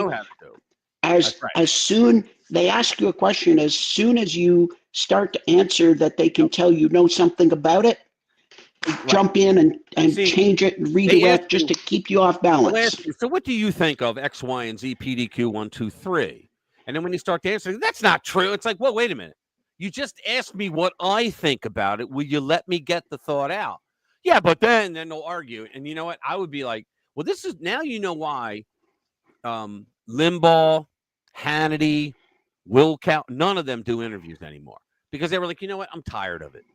You know, because they cut out Rush Limbaugh one time when he was living in Sacramento, his adopted hometown, he called it, right? And he had this woman a reporter who called him and said, I want to do, and he goes, I don't do interviews. This is when Rush was as big as a house. Okay. He said, I don't do interviews. She said, look, it'll be a softball interview. I just want the people of Sacramento to get to know you. Right. And she talked him into it. He goes, so we go to a restaurant. I think it was a country club restaurant. He goes, we go there, and he goes, and I want to order water. And she says, no. You want to have a beer or something like that. Right. It was like dinner. And he went, okay, fine. Right. So then he wanted to order something like a salad. She goes, no. The beef here is awesome. Right. And so she keeps pushing, and he's like, no, I can't do that. So he takes like one bite out of a piece of steak and puts it aside. Right. And he's trying to talk to her and all, but she just keeps doing it. So he said the piece came out and she wrote like horrible things about him being a fat slob and that he couldn't stop eating. He couldn't even talk because he had food in his mouth the whole time. He goes, folks, from that moment on, I've never done another interview. And he goes, and I never will. He's only done a couple since, and I think they were all with Hannity, because he trusted Hannity. But that's what these people do. They make us, and nobody wants to go on their show anymore. But Tom Holman, you're not going to get over on him. That's government. What would you say to that? Well, they're in the custody of El Salvador. He's an El Salvadoran national. He was born in El Salvador. El Salvador has him in custody, and El Salvador decide what happened to him. I mean, again, the El Salvadoran president made it clear he's not going to release him. So again, I'm going to go back. The DOJ, they can fight this out in the courts. As I'm not a part of that. I'm not an attorney. I'm not a prosecutor. So we'll let the courts, decide what the next steps will be. Even though it was a U.S. immigration judge who said the one place he can't go is El Salvador. Nonsense. I mean, he could have been deported literally anywhere else. Again, we can keep going back and back, but again, that was years ago. Country conditions.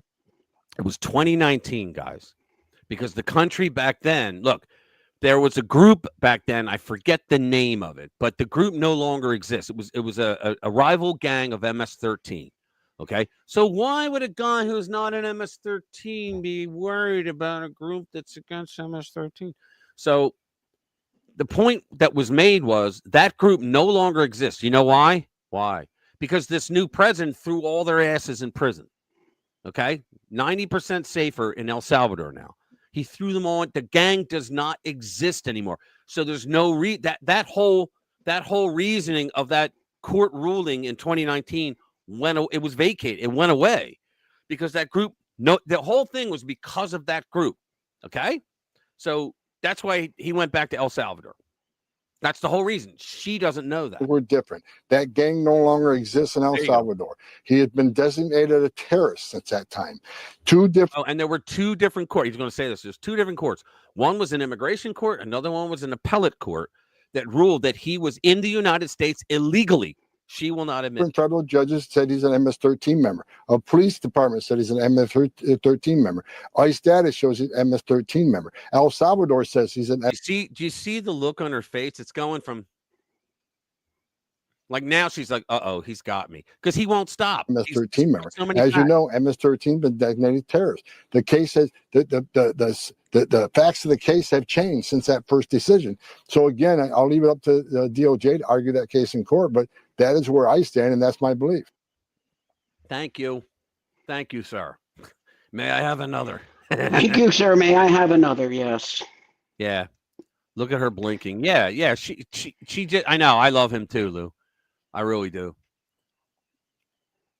Lou's got a split personality tonight. Yeah, I love him, man. He takes no bull crap from anybody. And he talks like a blue collar guy. That's another thing I love about him. Water. Agua. Do we want to talk about Obama tonight? Yes, we do. This is a very good story. Here we go. Let's do it. It was done by the Hill. I'd like to talk about that. Yeah, it's from the Hill too. Ever since John Solomon left, the Hill has gone downhill. It's a left-wing rag, but it's by Keith. Oh, come on, get out of the way. Keith Norton. It's an opinion piece. The pathetic slow motion downfall of Barack Obama, and I just love it. Yeah, let's raise it. House guests. Oh Jesus! All these damn pop-ups. House guests and fish begin to smell after 3 days, as the saying goes. But I got to remember that one. That was great. But ex-presidents who stay in Washington, D.C. reek almost immediately. In the history of the Republic, former presidents have had the decency to get out of town rather than loom over their successor. The two exceptions have been Woodrow Wilson and Barack Obama. They're both progressive lunatics, if you ask me. So, Wilson, has the excuse that he was practically bedridden and expired within 3 years. Obama has no excuse at all. Well, he does have one excuse. He has one excuse. Well, yeah. I mean, he's only been out of power for 3 months. Exactly. Right. When Trump beat him in 2024, so he has. Yeah.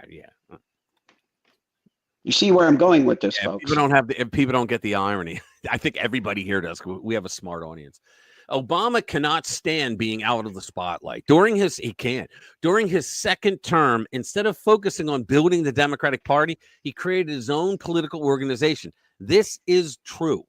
Before it flopped, he raised millions, diverting resources and organizing away from his party. He left the DNC penniless.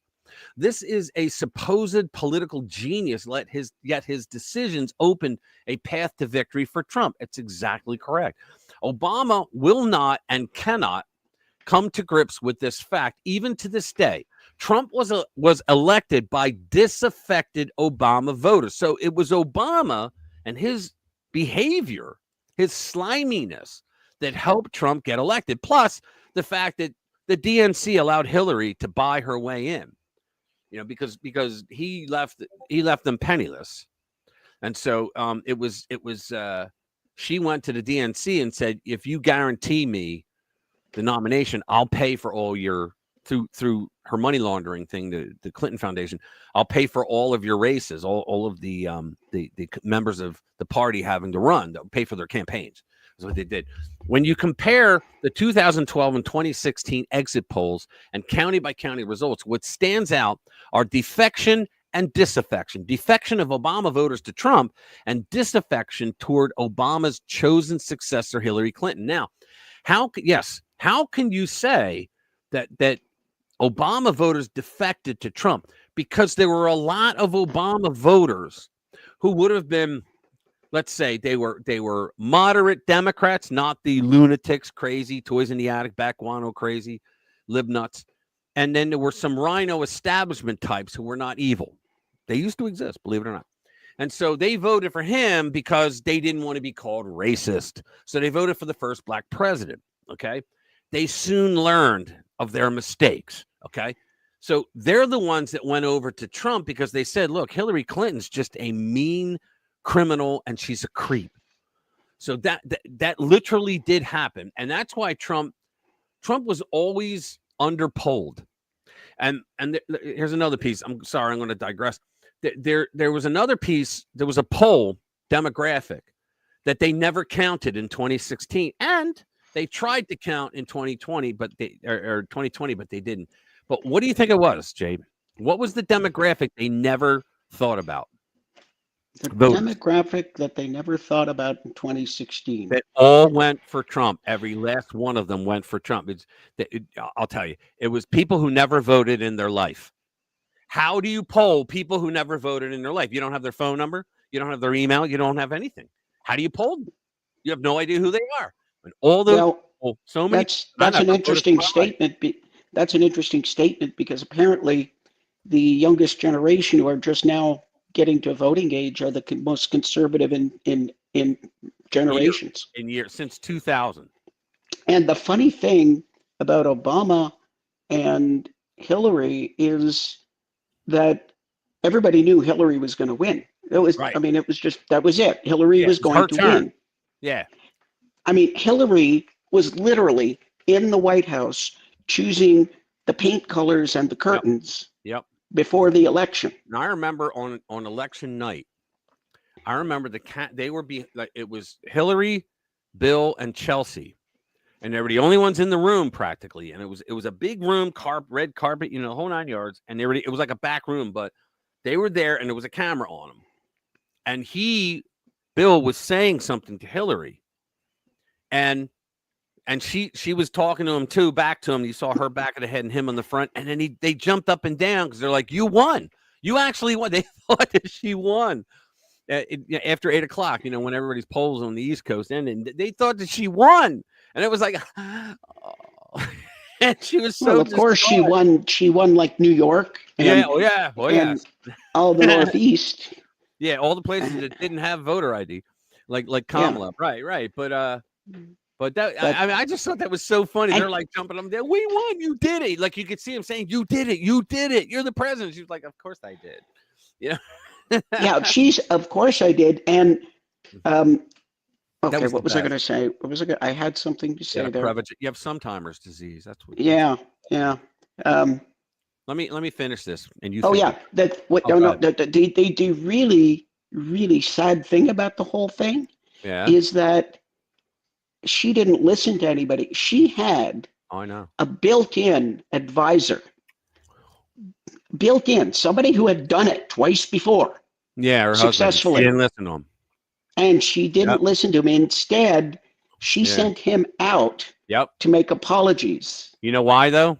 You know why she did that? She kept him out of it because, number one, he was still catching a lot of heat for all the criminal activity he did, but also because her trying to act like a feminist, she didn't want feminists and the news to say, "Oh, you rode the coattails of your husband." Yeah, but she didn't even listen to them in the privacy of her own home. I know, but here's the other point that I want to make. How the hell did she become a senator, carpetbagging senator of New York without her husband's support? You know what he did for her? He was president. You know what he did for her? He released I forget what their name was, but he released the Puerto Rican terrorists that blew up police stations in New York. He released them. You know why? Because he wanted her to get the Puerto Rican vote in New York. He literally did that. So the Falco, I forget the name, FALN. Yeah, I think they were FALN. That's what they were. I think that's what they were. I can't remember. But anyway, all right, let me finish. Between the 2012 and 2016 elections, Clinton dropped by nearly 3 points in the popular vote from Obama. Trump fell by just 1 point from Republican nominee Mitt Romney. Among voters with a household income under $100,000, Trump improved by 1 point over Romney, whereas Clinton fell by 5 points. She was the worst possible candidate you could have put up. And more so, I'm going to say this, more so than Joe Biden or Kamala, because she was a mean and evil criminal. She was a mean person. I always point this out that Dinesh D'Souza, who knows a lot of inside stuff because he's friends with a lot of people on the other side, for that reason, he was being interviewed on Glenn Beck's show, and he said Hillary was supposed to be the one to put us through hell, and Joe Biden turned out to be the one. And that was, he used COVID. She wouldn't have had COVID, but I'll bet COVID would have never come out if she won. But because she would have kissed China's ass. But he said that she was going to be a control freak, not only of the corporations, but of the American people as well. That she would have controlled this country right into hell, because that's just how she was. More importantly, Trump jumped by 5 points with voters who had a high school education or less, whereas Clinton dropped by 7 points. God, that's a 12-point difference. Even young voters walked away from the Democratic ticket. Trump did not improve on Romney with the youngest demographic, but Clinton fell by 5 points from Obama's 2012 performance. If Clinton, who received Obama's early endorsement and ran supporting his policies, had held on to just half of those defectors, she would have won. After 40, she didn't even have an economic plan. She had no economic plan to put out there. Her plan was learn to code because we're going to shut you down if you're in the coal mines. That was her economic plan. After 4 years of Trump and 4 years of Obama's former vice president and an administration stuffed with Obama alums and acolytes, the electorate looks even worse. Many Obama voters abandoned Democrats. It's true. The 2024 exit polls showed Trump rising to 45%. Well, guys, this is because the man with warm diarrhea brains ran the country into the ground over 4 years. Trump won 51% with households earning less than $100,000, up 8 points, and 62% with those earning a high school education or less. In other words, going to college doesn't make you very bright. And what about the youth vote, with whom Obama thought he has a special connection? Well, those 18 to 29-year-olds in 2012 are now 30 to 44. That age cohort went from Obama at plus 13 in 2012 to Kamala Harris at a mere plus 4 points. In other words, Trump jumped by 9 to 10 points over the favorites. So it just goes to show that Obama's popularity right now, how Obama handled the implosion of Joe Biden, is a study in political malpractice. In interviews over the new book, Inside the Wildest Battle for the White House, authors Amy Parnes and Jonathan Allen paint a poor picture of the former president. Here we go. According to Parnes and Allen, sounds like a radio show, right? Obama mounted a campaign to shunt I said shunt, everyone. Kamala Harris, aside in some ersatz quickie primary, which he probably thought he could control. But there's opinion and there's political reality. The reality is, and was recognized far in advance, that pushing Harris aside was always a fool's errand. From the day she became vice president, Harris was the prohibitive favorite to be the next nominee. The idea that any VP could be passed over, much less the first black woman to serve as VP, was crazy. That's the thing. Their identity politics put them in a bind. It wasn't just that she controlled the money because her name was on it, Biden-Harris, right? She controlled all the donations that came in. It was that she was a black female. There's no way they could get rid of her. Oh, but they tried. Only if Harris was going to meekly accept the lofty judgment of Obama would that work. And why would she do that? Right? Yes, she's not that great a politician, but there are not exactly a ton of all-stars in the Democratic Party. I know their bench is very weak right now. According to the Parnes and Allen, Obama was thinking that the next ticket should be Arizona Senator Mark Kelly and Gretchen Whitmer. Can you believe Gretchen, who was involved? She was literally involved in that fake kidnapping of her. He seemed to think that these little experienced, unfamiliar polls were going to blitz Harris and grab the nomination. The mere fact that the mediocre Harris easily sunk this buffoonish plan shows how truly weak it was. The effort to supplant Harris may well signal the last hurrah for Obama having real power in the Democratic Party. Despite all the disrespect from the national media and the political establishment, Kamala Harris is the real leader of the Democrats today when she's not drunk. At least she is the absolute favorite to be in 2028 nominee if she wants it. And JD I Vance disagree. Slaughter her.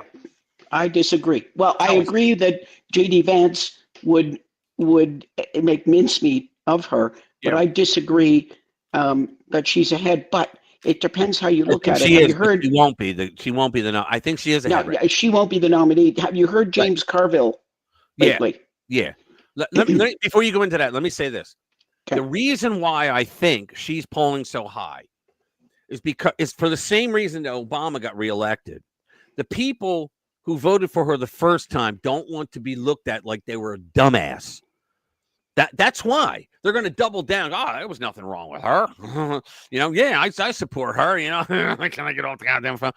I think that's what was going on. They didn't want to be known as an idiot that actually voted for her because now they know that she was an idiot. Okay, like she was a moron's moron. Okay, and she was almost as bad as Joe. And so that's why they're I made the right choice the first time. But go ahead. Yeah, no. If she's smart, she will run for the governor of California. At least she's got a good chance of getting that. What I was starting to say, there was James Carville this week or late last week. He came out and said that I don't know. Every time I listen to him, he is more and more pissed off with the Democrat Party. Yeah, absolutely. And he finally came out and said, "That's it. I've had it. The party needs to split." Who said that? James Carville. Oh, Carville. Oh, yeah. We're talking about Carville. Carville, the problem that he had was nobody wanted to listen to him. You know why? Because they thought of him as the old Uncle Eddie or your old grandfather, and who the hell wants to listen to him? But Carville, had they listened to him, they would have had a much better shot with Biden getting back in. They would have, because he was saying the number one thing he jumped on them about, the number one thing was the wokeness. He said, you got to get rid of the wokeness because people just aren't buying it. Like your voters, you're alienating the hell out of them. Why are you doing this? And they told him to shut up. Yeah, and now they should have listened to him. Yep. And up, now he's that much. Now he's that much older, and he's like, I don't know, is he in his 80s already now? Yeah, he is. And so he's a bit of a. I mean, people don't see him with much war respect, horse, but they don't know who he is. Yeah, and so the Democrats he's married to Mary Madeline, by the way. He's married to her. I could not believe those two got married. Who is that? Mary Madeline is a conservative, and she did the same thing he did, but for Republicans. And she got out of politics. I believe she said because she wanted to raise the kids and all that. I believe it was because after Clinton got elected, a lot of people in the establishment, Republicans, blamed her and said they accused her of pillow talk. In other words, she gave strategies to her husband. I knew Mary Madeline for years. She would never, ever, even to her husband, she would never do it. She just wouldn't. She was straight by the book. She was very smart, very conservative. I just loved her, and that's what happened to her. Now James Carville we lost a really good pundit, huh? James Carville was born October 1944. He's 80 years old. Yeah, but he's saying the Democrat Party has to split. He thinks they've got to split. She's still I'm sorry, Bobbity. Yeah, she's still a conservative. Yeah. How the two of them ever met and fell in love, I don't know. Yeah, how they ever would, I don't know. But yeah, he says they got to do away with this woke stuff. And every time you listen to him, he's a little more pissed off with the Democrat Party. I might say anti-white about what, Linda? Why would I say anti-white? He wasn't anti-white, but he was the one, if you remember, Bill Clinton went against the tobacco industry, right? Do you remember that? You remember that? It was Clinton. He went after the tobacco industry. You know why he did that? There was an absolute political reason why he did that. Okay, because for years in the South, the tobacco farmers were Democrats, but they were blue dog Democrats. They weren't this. Now there was no woke them, but they weren't like liberal Democrats. They were Dixiecrats. Well, no. The Dixiecrats were there, but the farmers were not because they had a brain, and they were not. Okay. Well, yeah. They weren't racist. They were just they voted Democrat because they believed in the Democratic Party of old, right? And they were powerful. They were the tobacco industry. They were powerful, right? And so Clinton wanted to say to the Southern Democrats, we don't need you anymore. We're not gonna kiss your ass anymore. We're gonna vote for what we want to. And so he came out against the tobacco industry. Now, he got Al Gore to do so as well. And what happened was Al Gore came out and said that I believe it was his sister who died of cancer from smoking, right? Yeah, they weren't Beltway Democrats. Thank you, Lou. Very good. And that's what I was looking for. And he came out and said, I held my sister's hand when she was dying. And then all they had to do when he was running is put up an ad that showed him saying to a crowd, because he was a tobacco farmer his whole life. And he goes, I hoed it, I smoked it, I cut it, I packaged it. He's like going through. And it's like, oh my God. Then they show him, I held my sister's hand. You're like, you hypocrite SOB. But that whole thing was done because they wanted to take the power away from the South, because the Southern Democrats, with the power of the tobacco industry, the lobby there, what they would do is they would say, no, we don't like that real lib nut law that you just put up. We're not going to support it if you do it. And so he had won some states that usually were red, but he took some states that turned them blue. And so he didn't need, like, I'm not talking him personally, I'm talking members of Congress. He lobbied for them during the campaign. And so he was trying to tell the South, we don't need you anymore. So go away. We don't need you. And that's when the farmers all turn red. But see, the South was turning red. That whole Southern strategy, it's nonsense. It's a lie. The Southern strategy was nothing more. They said the Southern strategy was they switched parties, So they want us to believe that the Republican Party that was started, Grand Old Party, was started as the abolitionist party to end slavery. Right. And they're the party that actually gave civil rights in the 1800s. And they're the party that actually put Johnson over the top for the 64th Civil Rights Bill that Johnson literally stole from Republican President Eisenhower. OK, he stole it after and you know what? There were two senators that killed Eisenhower's plan. Do you know who they were? JFK and LBJ. They both killed. Yes, they both in the Senate. One of them filibustered, and they both killed it. And so what happened was all of a sudden LBJ becomes president after JFK was assassinated, which LBJ was involved in, now that we know that. And it turns out that there was no way they were going to allow the crap to continue. Hold on, Simon. BS, the Blue Dog Dems were scum. Yeah, they were. Oh, the Dixiecrats? Yeah. Yeah, the Dixiecrats were scum. I could go on forever about the Dixiecrats. But the whole Southern strategy was nothing more than Nixon asking Southern Democrats, why do you keep voting for Democrats who create racist laws? That's what he was doing. That's all the Southern strategy was. But they tried to say that they swapped. Now, out of all the Dixiecrats, okay, there were two that actually switched parties. Strom Thurmond was the one, okay, and the other one was a guy named Wilson. Maybe his first name was Mike. He was in the House. The rest of them all lived and died as Dixiecrats the rest of their lives. Here's what the Dixiecrats did. You ready for this? Little history lesson. When FDR came along, okay, he did his New Deal, which we called the Raw Deal, but he did his New Deal. And part of the New Deal, right, was he was going to do Social Security, okay? But the Dixiecrats came in and said, look, we'll support you if there are certain jobs that you will not cover under Social Security. He goes, why would we not do that? They said, if you don't, we're not going to support you. You won't get it passed. And he said, well, what is that? And he said, well, the hospitality industry. We don't want them getting Social Security. Now, why? We're talking waiters, waitresses, bartenders, maids, butlers, all black. In those days, that was the people who did those. They were Black Americans.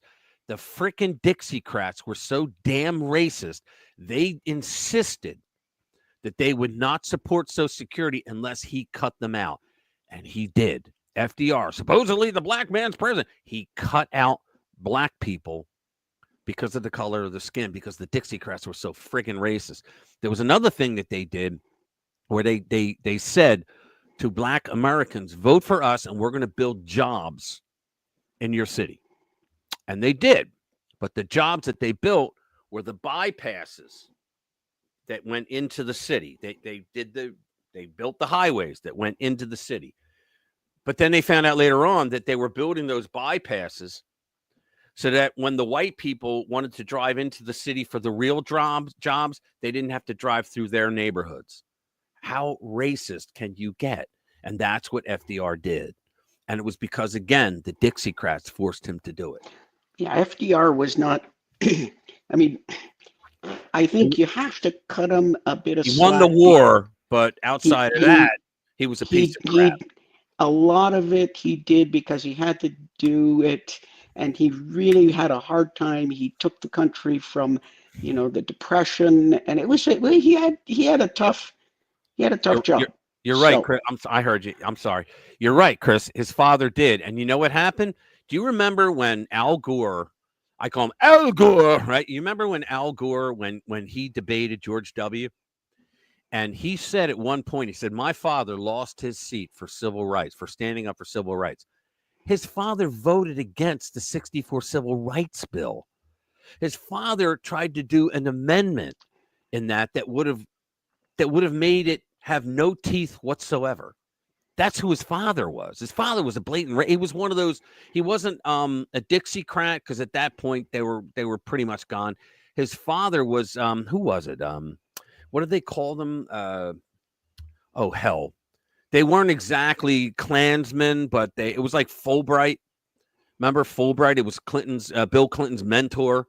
He was not a white supremacist. What the hell did they call them? I forget. It was, Robert KKK Byrd was a Klansman, but I can't remember what did they call them? They were not isolationists. They were guys that just didn't want to live the Dixie Chicks. Yeah, they were guys that just didn't want to. They separate. Oh damn it! What was it? They didn't want black children in white schools and stuff like that. They weren't actual segregationists. Yeah, we could use that word. Okay, and that's what his the father was. The old separate but equal thing. Yeah, but that's what his father was. But Clegos, yeah. You know, just Rhodes Scholar. just as a bit of a bit of help to you, maybe if you say scumbag, hypocritical sons of bitches, you could shorten that and just say politician. There you go. There you go. He was, let me see, long-serving chairman, Representative Arkansas. What was he known for? Opposition, multilateralist. It doesn't say. Of course, it's not going to say because he's a Democrat. But you know, we're not that far from the last of the Dixiecrats because they call Joe Biden the last of the Dixiecrats. Right. Segregationist. Yeah, he's a segregationist. I said that's what I said. I know, but there was another word that began with an I. I just can't remember what the hell it is. Isolationist? No, I can't remember what the That hell. doesn't sound right. I'm wasting time, so never mind. I don't know. We'll get back to it some other time. But yeah, Joe Biden they call the last of the Dixiecrats because he was from that era. Yeah, and you know what? He one time. Oh my God, how stupid is he? Insane. Exactly, Lou. Thank you. That was the word. Insane. Thank you. Yeah, there you go. Oldest of the pedocrats. He was the oldest of the pedocrats. He actually bragged one time during a debate. Like, in other words, the guy started talking about, slavery. And he wanted to say, well, I know slavery better than you, because he goes, Delaware was a slave state. Well, they actually weren't, but they were more of a breeder state, is what they were. Like Maryland was. It was a breeder state, but like he literally bragged about it. I was like, oh, what kind of a politician would do that? But it was a different time, I guess. But and then they call Trump the racist, right? It just kills me, these people. Excuse me, guys. Sorry about that. God bless you. Here you go. All right, we got to do this one. We're back to Abrego. We're back to Abrego Garcia. But this is no. Yes. Democrat Sri Thanadar. Okay. Let's just call him Lump. Look at the hair on this guy. All right. It looks like a wig. I'm sorry. Calls to impeach Trump for sending El Salvadoran illegal immigrant to prison in El Salvador. First of all, Trump couldn't send him to a prison in El Salvador if he wanted to. He doesn't have the power. It's a different country. A Democrat House member called on Wednesday to impeach President Donald Trump over his administration's handling of a Supreme Court decision, which they don't understand the decision from earlier this month, ordering the release of Garcia, a man in the United States illegally who was mistakenly deported. He had a final order of removal. Even Breitbart got it wrong. Says, despite this ruling, the Supreme Court, maybe they were writing it from the guy's perspective. The Supreme Court has no enforcement power, meaning the Trump administration can choose to ignore that demand. Well, no, he couldn't, because there was no demand for them to bring him back. There was no demand. They said you have to facilitate a plane. The way that the libnuts interpreted that was you have to go get him. No, it meant if El Salvador's government said, okay, we release him and he wants to come back, then they would send a plane, which is what Pam Bondi said. But that a-hole Van Hollen misconstrued that, and he's been saying it all week long. The Supreme Court ruled. No, the Supreme Court ruled 9-0 that the lower court overstepped. I don't understand what more they need, but they need drugs. U.S. District Court James E. Boasberg, gosh, where did we hear that name? Subsequently ruled this week that the court has probable cause to hold the Trump administration in criminal contempt for overstepping the ruling. No, they actually don't. He does not have that. Let's see. Lump posted on X after the ruling saying he thinks the administration's actions warrant Trump's impeachment. I've seen enough. Donald Trump is not abiding by a lawful Supreme Court ruling. You mean like Joe Biden did when he gave the double barrel middle finger to the Supreme Court and continued to do those student loan forgiveness programs and put all of us on the hook for that? Even when the court said you do not have the authority, he went out and bragged about it when he campaigned. They told me I have to stop. Well, I'm not going to stop. Sorry. And so in this case, they're misconstruing what the court ruled. See, that's what I think. I think their messaging has to get better. Although we did hear Stephen Miller point that out, earlier, as a member of Congress, which is embarrassing for your constituents, I fully support impeaching him now. Yeah, go ahead. Go for it. Try it. All right. As Breitbart News previously reported, the Supreme Court's decision clarified that the Trump administration does not have to immediately retrieve Garcia from El Salvador, noting that the judge-imposed deadline has already expired, while advising it should be prepared to share what it can concerning the steps it has taken and the prospect of further steps. In other words, send a plane if he's allowed to come here. But the president of El Salvador, Bucco or whatever his name is, he was sitting right next to Trump, and he said, "I'm not going to do that." He goes, he said to the reporter, "You want me to smuggle in a guy into the United States? I can't do that." The ruling criticized District Judge Paula Zinis, whatever, for potentially overstepping by ordering the government to effectuate his return, which could infringe on the executive's foreign affairs authority. Exactly. The district court was directed to clarify its order with deference to the president's powers, which they didn't do yet. So, yeah, I mean, did they not understand that an American going in and seizing a citizen of a foreign country would be like an act of war? it would be a gross violation of international law. Yeah, maybe not an act of war, but a gross violation of international law. And Nayib Bukele said the same thing in reverse. He can't bring and release people into the United States. Right. He said to the reporter, "You want me to smuggle one of my citizens into the United States?" And he laughed. And Trump's sitting there like smiling because he's like, he's exactly right. That's the look Trump had on his face. I loved it. Yeah. No, these guys are on the same page. They have been from the beginning. Yeah. They're just unbelievable. The lib nuts. They're out of their minds. Do you want to change gears for a bit and talk about China? Yeah, but after we do the lost clip of the week.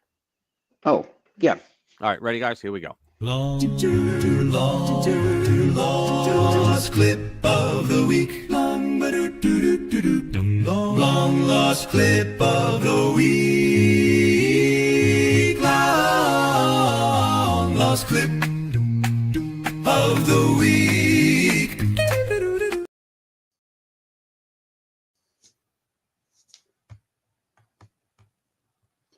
Oh my fucking God. Are you fucking kidding me? Jesus Christ. All right. I'm going to talk about this piece of shit product. You see this fucking pump? Do you know how fucking hard it was to figure out how to open this fucking thing? Look on Google. They got videos. People are like fucking going crazy. 15 fucking minutes fucking around trying to figure out how to open this fucking thing. I sent Suave a message like, fuck you people.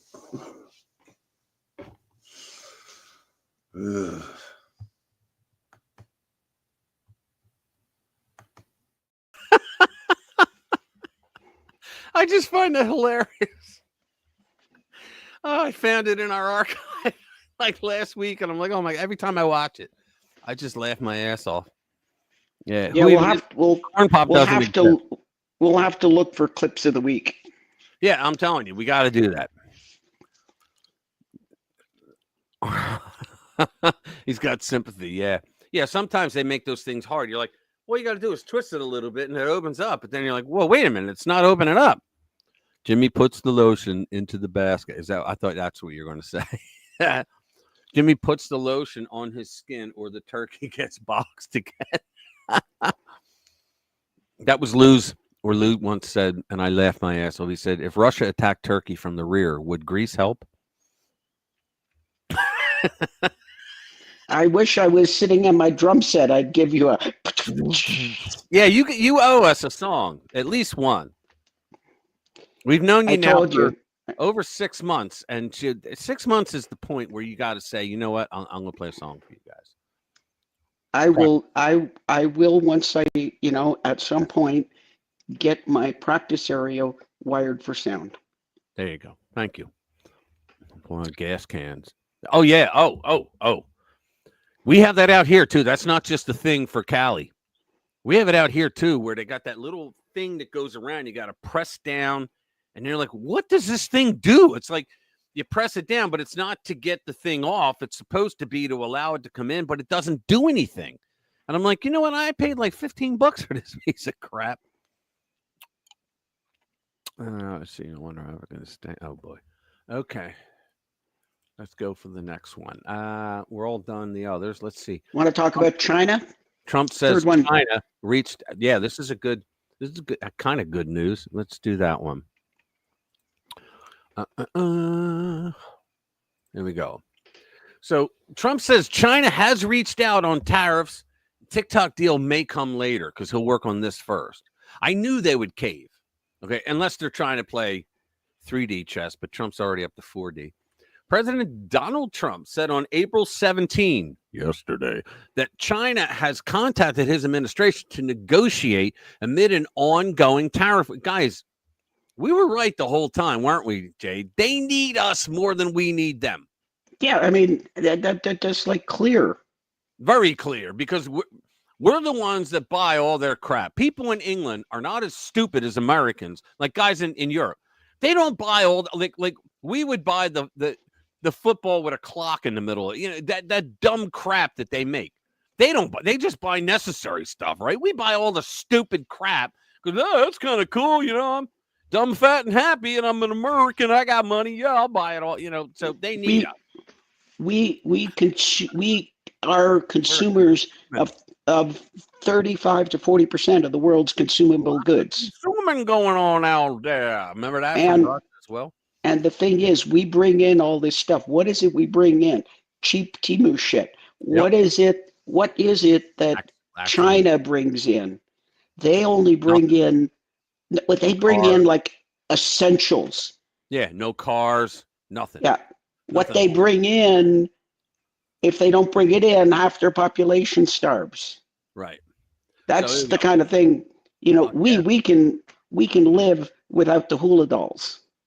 President Donald Trump said on April 17 that China has contacted the administration to negotiate amid an ongoing tariff war and signaled that a deal on divesting TikTok from his Beijing-based partner company may wait for now. While speaking with reporters during an executive order signing ceremony in the Oval Office, Trump confirmed that top Chinese officials had reached out a lot after he raised tariffs on the nation to 145%. In one of my videos I pointed out this week, I pointed out that there's a guy over there that's filming all these manufacturing hubs that are shutting down. They're like, we can't ship. You know, 145%, nobody's going to buy it. So guess what? We got to shut down. People losing their job. They're pissed. And now I just heard yesterday that young Chinese people are freaking out and they're going against the government. He may have to do martial law. Quote, I believe we're going to have a deal with China. And if we don't, we're going to have a deal anyway because we will set a certain target and that's going to be it. Commerce Secretary Howard Lutnick said the administration is confident that it will work out a deal with China that is beneficial for both nations. Trump only wants fair trade. It's like our lib nuts over here are acting like Trump wanted to destroy China. No, he just wants fair trade. That's all he wants. China recently increased tariffs imports from 84 to 125% in retaliation for Trump's 145% tariffs on all Chinese imports into the United States. Some Chinese goods like electric vehicles and syringes face 245% tariffs due to previous sector-related tariff carve-outs. Trump had imposed 25% tariffs on electric vehicles from China during his first term, which Joe Biden increased to 100% in 2024. On April 17, Trump was asked if he thought China would go higher than 120. They already said no, they wouldn't. % with its retaliatory tariffs on America. I don't want them to go higher because at a certain point, you make it where people don't buy. That's exactly right. Trump said he may delay brokering a deal to divest TikTok from its Beijing-based parent company, ByteDance, while working on a tariff agreement with China. Congress passed a law in 2024 requiring TikTok's American operations to cut ties with China. You know what else they're doing now? You guys, if you go to the free AI, which is called They're saying that they're reading your computer on DeepSeek or your mobile, whatever you're using it on. That the communist Chinese, that's their it's a Chinese company, right? DeepSeek. So don't use it because they're gathering all your information. Trump recently extended the divest or ban deadline for TikTok, originally slated for April 5, by 75 days. We have a deal for TikTok, but it'll be a subject to China. Yeah, so in other words, whatever China is going to do, that's what they're going to do. So we don't need to read the rest of it. The point is China is caving. And I think Trump wants to give them, a chance to save face somehow. So he's going to hold because if they don't, oh yeah, they're and screwed. And these factories are idle and people are out of work. First thing, he may have to declare martial law, and then the next thing that happens is he walks down a hall with a couple of guys and only doesn't make it to the other end. Yeah. Now here's one. If Jimmy was here, he would. Hold on, let me see what he says. I would like to say that our Chinese viewers that watch what I do online. I think Chinese women are very white-skinned, and I fully plan on having children with these white Chinese women soon. Okay. Oh, and on by the Seinfeld, way, they say that's a bit racist, and he would say, well, how is it racist if I like their race? Right? Go ahead. By the way, if you download some of these Chinese apps onto your phone, mm-hmm. and somebody tells you, oh, that's bad, and you delete it, it doesn't necessarily go away. Right. They have a way to bury it. Yeah. Well, Facebook did that too. In there so that it goes away as far as you know. Facebook did that, and they got hit with the largest fine any social media company did. The law requires in the United States anyway that if you are using GPS to locate where somebody is, right? A lot of apps do that because they need to, right? But if you do that and you shut the app off, your phone should no longer. That app should no longer use it. Facebook was still using it. They were still doing it. I remember that because they wanted the advertising dollars, right? So let me do this. But some of these Chinese apps do the same thing. They will keep monitoring your phone. Oh yeah. So I wanted to do this one because I thought it was interesting. It's about St. George Floyd, but it's really about Chauvin. Okay, so it says this is Liz Collins, who's pretty good. It says it seems Star Tribune is running damage control by conservative media rewriting. Do you mean reporting the facts? As I've been saying, and as a judge recently indicated, the media and others have been lying all along. And it says also, you might want to rethink your attacks on Alpha News Minnesota and your comparison of Chauvin, remember the cop, to someone accused of raping an 8-year-old. Since you've ignored my work for years, instead of doing an interview, I'll let the facts continue to speak for themselves. Hello, Liz. Let me see. Hello, Liz. This is Andy Maddox and Liz Sawyer with the Star Tribune. We're working on a story about conservative media's rewriting of the George Floyd saga. If anybody rewrote it, it was them. And the recent push to pardon Chauvin. And we're wondering if you'd be up for an interview about fall of Minneapolis. I watched that. To be clear, the story isn't focused just on FOM, but we'll be looking at it in context with reporting by Tucker Carlson, Ben Shapiro, and others. We will likely note that some of the claims in the documentary are factually inaccurate, or no, they're not, and lack some critical context. For example, regarding the Lane Kwong body camera videos, your doc describes them as what the politicians and media didn't want you to see. That's exactly correct. Yet media organizations had extensively reported on and published these videos years earlier, and it was a coalition of media orgs that intervened in the court case to get them released in 2020. But they didn't do anything. They're talking about, one of the videos was where they came from behind Chauvin. And he showed the camera down, and it showed that his knee was not on Chauvin's neck. It was on his shoulder. Okay, his knee was never on his neck. But admittedly, when you saw it from that famous angle that everybody saw it from, it looked like he was kneeing on his neck, but he wasn't. It's just because that was the angle that it was. You didn't see where he really was. You just saw this big knee, and you thought it was on his neck, and he was screaming he couldn't breathe. But he was screaming he couldn't breathe before he even got into the car because he had just taken an overdose of fentanyl because he didn't want to go to prison for having it on him. And that's why they actually got him out of the car, because he was saying, I can't breathe. So they pulled him out of the car. Exactly correct. But see, what happened was, I mean, we all know the police were called because he passed a counterfeit 20. They go walking towards him. He sees in the side mirror that they're coming. He's like, oh, shit. So he just grabs the bag and probably swallowed them all. And that's why all of a sudden, he died of an overdose of fentanyl. That's what he died of. And they actually released, finally, the autopsy report, I think just late last year. Said that there was nothing wrong with his neck at all. No contusions, nothing. No. The neck, there was nothing wrong with the neck. He had severe cardiac disease. Right. Cardiovascular disease. Right. Because he didn't eat. He had a very compromised heart, and he had over-the-top levels of fentanyl in his system, plus a couple other drugs. So the man died of a fentanyl overdose. Now, not to blur the picture too much, but to show that I don't think he was a nice guy either. No, he wasn't. He held a gun to a pregnant woman's belly and said, "No, that was Floyd. That was Floyd." Floyd. Oh, you mean George? Yeah, George Floyd did that. Who were you talking about? Chauvin? Chauvin.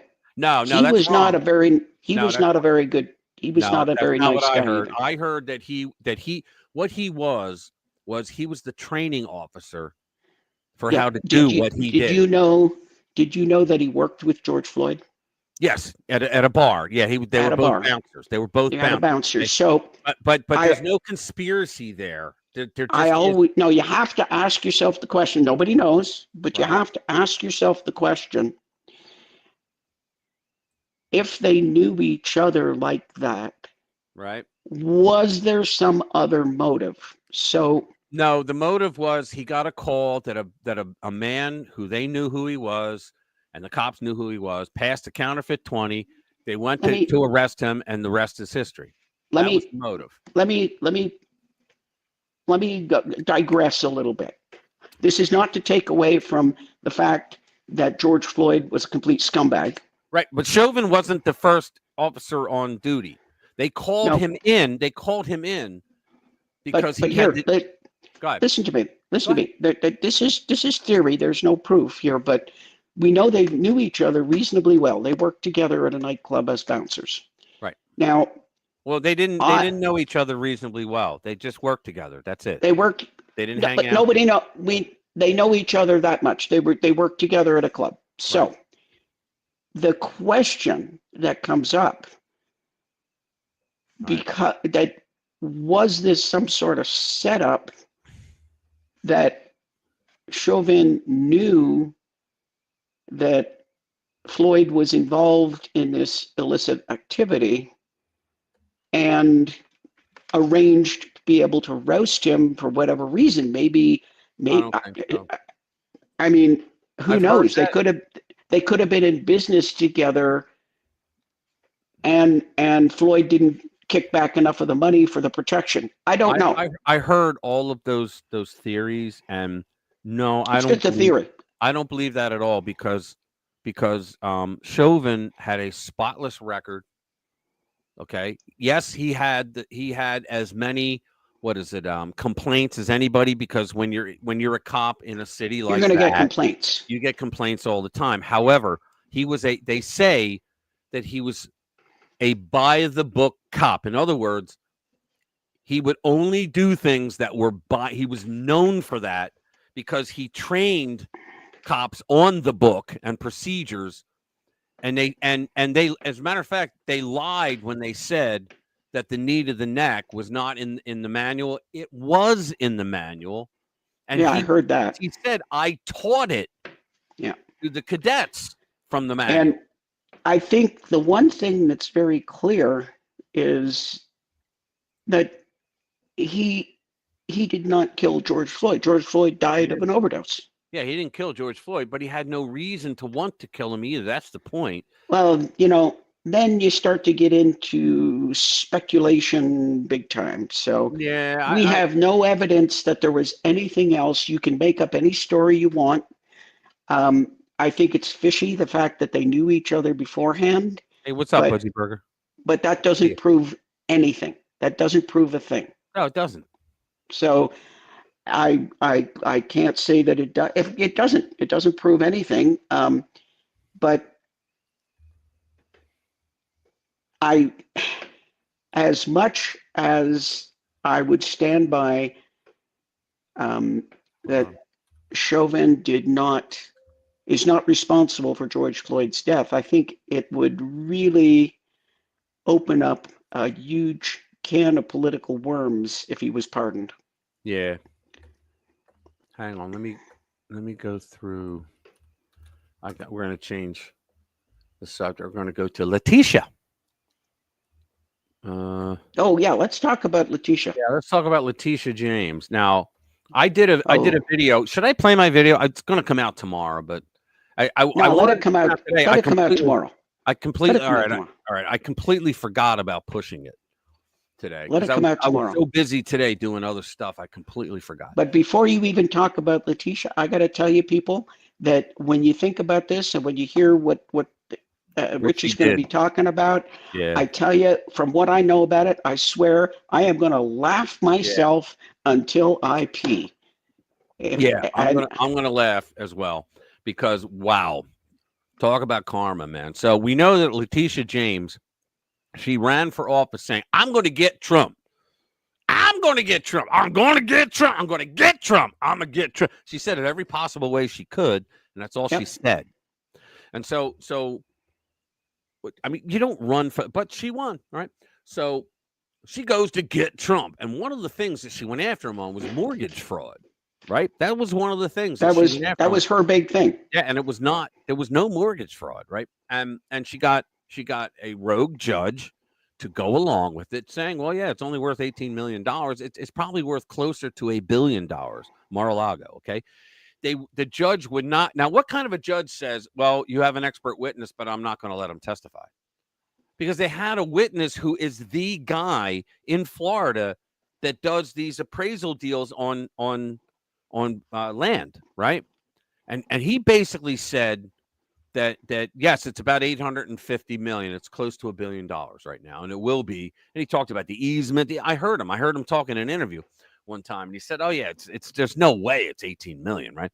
But they didn't want to hear that. So Letitia does that. So now you're going to find out Letitia James, 3 weeks before she charged Trump with this mortgage fraud thing, she went and she purchased a house with her father saying it was her husband, okay, in Virginia. And in order to get, because it would have been fine if she purchased a house with her father as a vacation home or something like that. But she signed a declarative statement to get a lower interest rate on the mortgage, saying, this will be my permanent domicile. Now, the problem is that New York has a law, and I point all this out I don't want to give too much away because I'm doing my video tomorrow, but New York has a law that says, well, if you declare your permanent residence somewhere outside of New York, your office vacates immediately. You are no longer that office holder. So technically, she is no longer the attorney general, but who in New York is going to stop her? Kathy Hochul? I don't think so. Not even close. It would be like, who was going to prosecute, what's his name? Garland, Merrick Garland, when he did all his illegal crap. Who was going to prosecute him? Not one of his prosecutors, not a U.S. attorney that worked for him, right? No, nobody was. So she is in I'm not going to read it because I want to do my video tomorrow. Okay, she is in Keep Big Doo-Doo. Yeah. Put it that way. Why don't we wait for your video tomorrow? Let's shift gears and look at the UK. What about the UK? The UK, you've got a couple of stories about the UK. Right. Just below halfway down, 250,000 white British girls have been raped. Yeah, I don't know. Well, can we talk about that? It's the video. That's April. I guess we can. April. It's what? I wouldn't say the R word. Well, they're going to say it. The guy says it. He's I don't know who he is. Lord Pearson of the House of Lords. Yeah, I don't know. Probably on a video, it's okay. I don't know, but I know I don't they're know because funny. are you not allowed to say that word, Abre? You know, that's I know there's two words you can't say, but is Abre that I've heard that can get you in trouble. I don't know. All right, well, let me just read it out. In then. fact, if you're talking about it, usually people will just say SA. Right. I'll just say it this way: 250,000 white British girls have been ape-rayed in the last 25 years, over 90% by Muslims, said Lord Pearson in the House of Lords. The numbers are staggering. An absolutely satanic presence overshadows all of the West, fueled by literal demons. So then we have an idiot who says, stop blaming Muslims. Ape-ray is not a religious act. No, it isn't, but guess what? It is. It's not part of the Quran, but you got to have, what is it, 5 or 7 witnesses in order to prove it? Come on. You know, when you do, says, facts are facts, bub. When you make the Venn diagram. Yeah. There they are. There's an the Venn diagrams, the there, ones that Kamala loves so much. Yeah. There's an intersectionality there that they love to talk about. Yeah. Oh, yeah. Kamala loves Venn diagrams. She started talking about them in one of her moments. And then this is good. Yeah. This is interesting. UK Supreme Court rules trans women. Yeah, I'm going to do that one. Let's do that one. Yeah. This is very well. Now I want to tell our overlords that this is a UK court saying this. We're not saying this. We're just reading it, right, guys? Right? We take no position one way or the other. Do not take a position on this. No. Okay. Andy, no. Rules. He says the UK Supreme. This is just news. The UK Supreme Court has ruled that trans women are not women. The ruling means that those who are biologically male can be excluded on legal grounds from women's bathrooms, sports, locker rooms, organizations, etc. I cannot believe someone would advocate for that. Do you, Jade? I just don't believe. Quote, the definition of ex-say is the Equality Act 2010 makes clear that the concept of ex-say is binary. A person is either a woman or a man. Now, again, this is a UK court that is saying this, and that's all I have to say about it right now. That is not us endorsing or promoting anything. Something like that. Anything, but it's very interesting that came out of a UK. Yeah, I know. Court. That's kind of cool. UK, you guys in the UK, God love you. We all do, but we really love you. But when you see videos of police visiting and harassing somebody for putting on social media that he doesn't like all that many illegal immigrants. Next week, British Supreme Court rules giraffes are not monkeys. Now, I had read, tell me if this is true, Streaky. I had read years ago that the courts in England ruled that monkeys they have rights because they're primates. They're like what, 1 chromosome away from us, but that they had rights according to the court. Because rights, I remember Rush talked about this. He said, look, animal rights, the people that are around, they're wackos, because in order to have a right, you have to be able to stand up in front of a court and declare why you have a right. And if you're incapable human doing that, you have someone that advocates for you. But in the animal kingdom, even their advocate couldn't actually explain something like that rationally to a court. Rationally. Right? So, but they ruled that, and I forget what there was like a reason that if you're reading it, you go, you know what, that's still kind of crazy, but I could see where they would try to do that. It was all about money and about power. I think you're probably talking about chimps, not monkeys. Chimpanzees? I don't know. Not monkeys. I thought it was monkeys. Well, the only reason I say that is because chimps are our closest non-human primate, and they have 48 chromosomes. We have 46. They have 24 pairs. We have 23 pairs. And the way to remember that is 23andMe. Here you go. It says in the UK, primates like monkeys, it didn't say chimps, do not have legally recognized rights in the same way as humans. However, the Animal Welfare Act of 2006, that's how long ago, provides them with legal protections, ensuring they are kept in suitable environments and given proper care. New regulations set to take effect in April 2026. My God, they're still working on it. Will make it more difficult to keep primates as pets by requiring licenses and stricter welfare standards. So the primates are on welfare. They're bums. They should get out and get a job. Next time someone tells you they're non-binary, tell them you're non-hexadecimal. That ought to freak them out. That's true. I'd say my God is var. You programmers will know what that means. So what else do we got? So 25 years mortgage. Yeah. Well, Jim Jordan. See, that breaks a lot. DC District Court of Appeals. Block. Yeah, here we go. It's a good one. From the Gateway Pundit, which I actually like a lot. DC Court of Appeals. This is Chutkin, this piece of crap. DC Circuit Court of Appeals blocks Judge Chutkin's order requiring Citibank to disperse billions from Biden's climate slush fund. The DC Circuit Court of Appeals late Wednesday evening partially blocked Judge Chutkin's order that barred EPA Chief Lee Zeldin from clawing back billions of dollars from Joe Biden's EPA slush fund. Joe Biden created the slush fund, which I always thought was illegal, but because the money's appropriate unless you're doing impoundment, which he didn't. Okay, but if you take money appropriated by Congress and you don't spend it on what it's supposed to, you're supposed to ask for a reappropriation first. Well, he didn't. He just put it in the slush fund. I don't know what the hell he was using it for.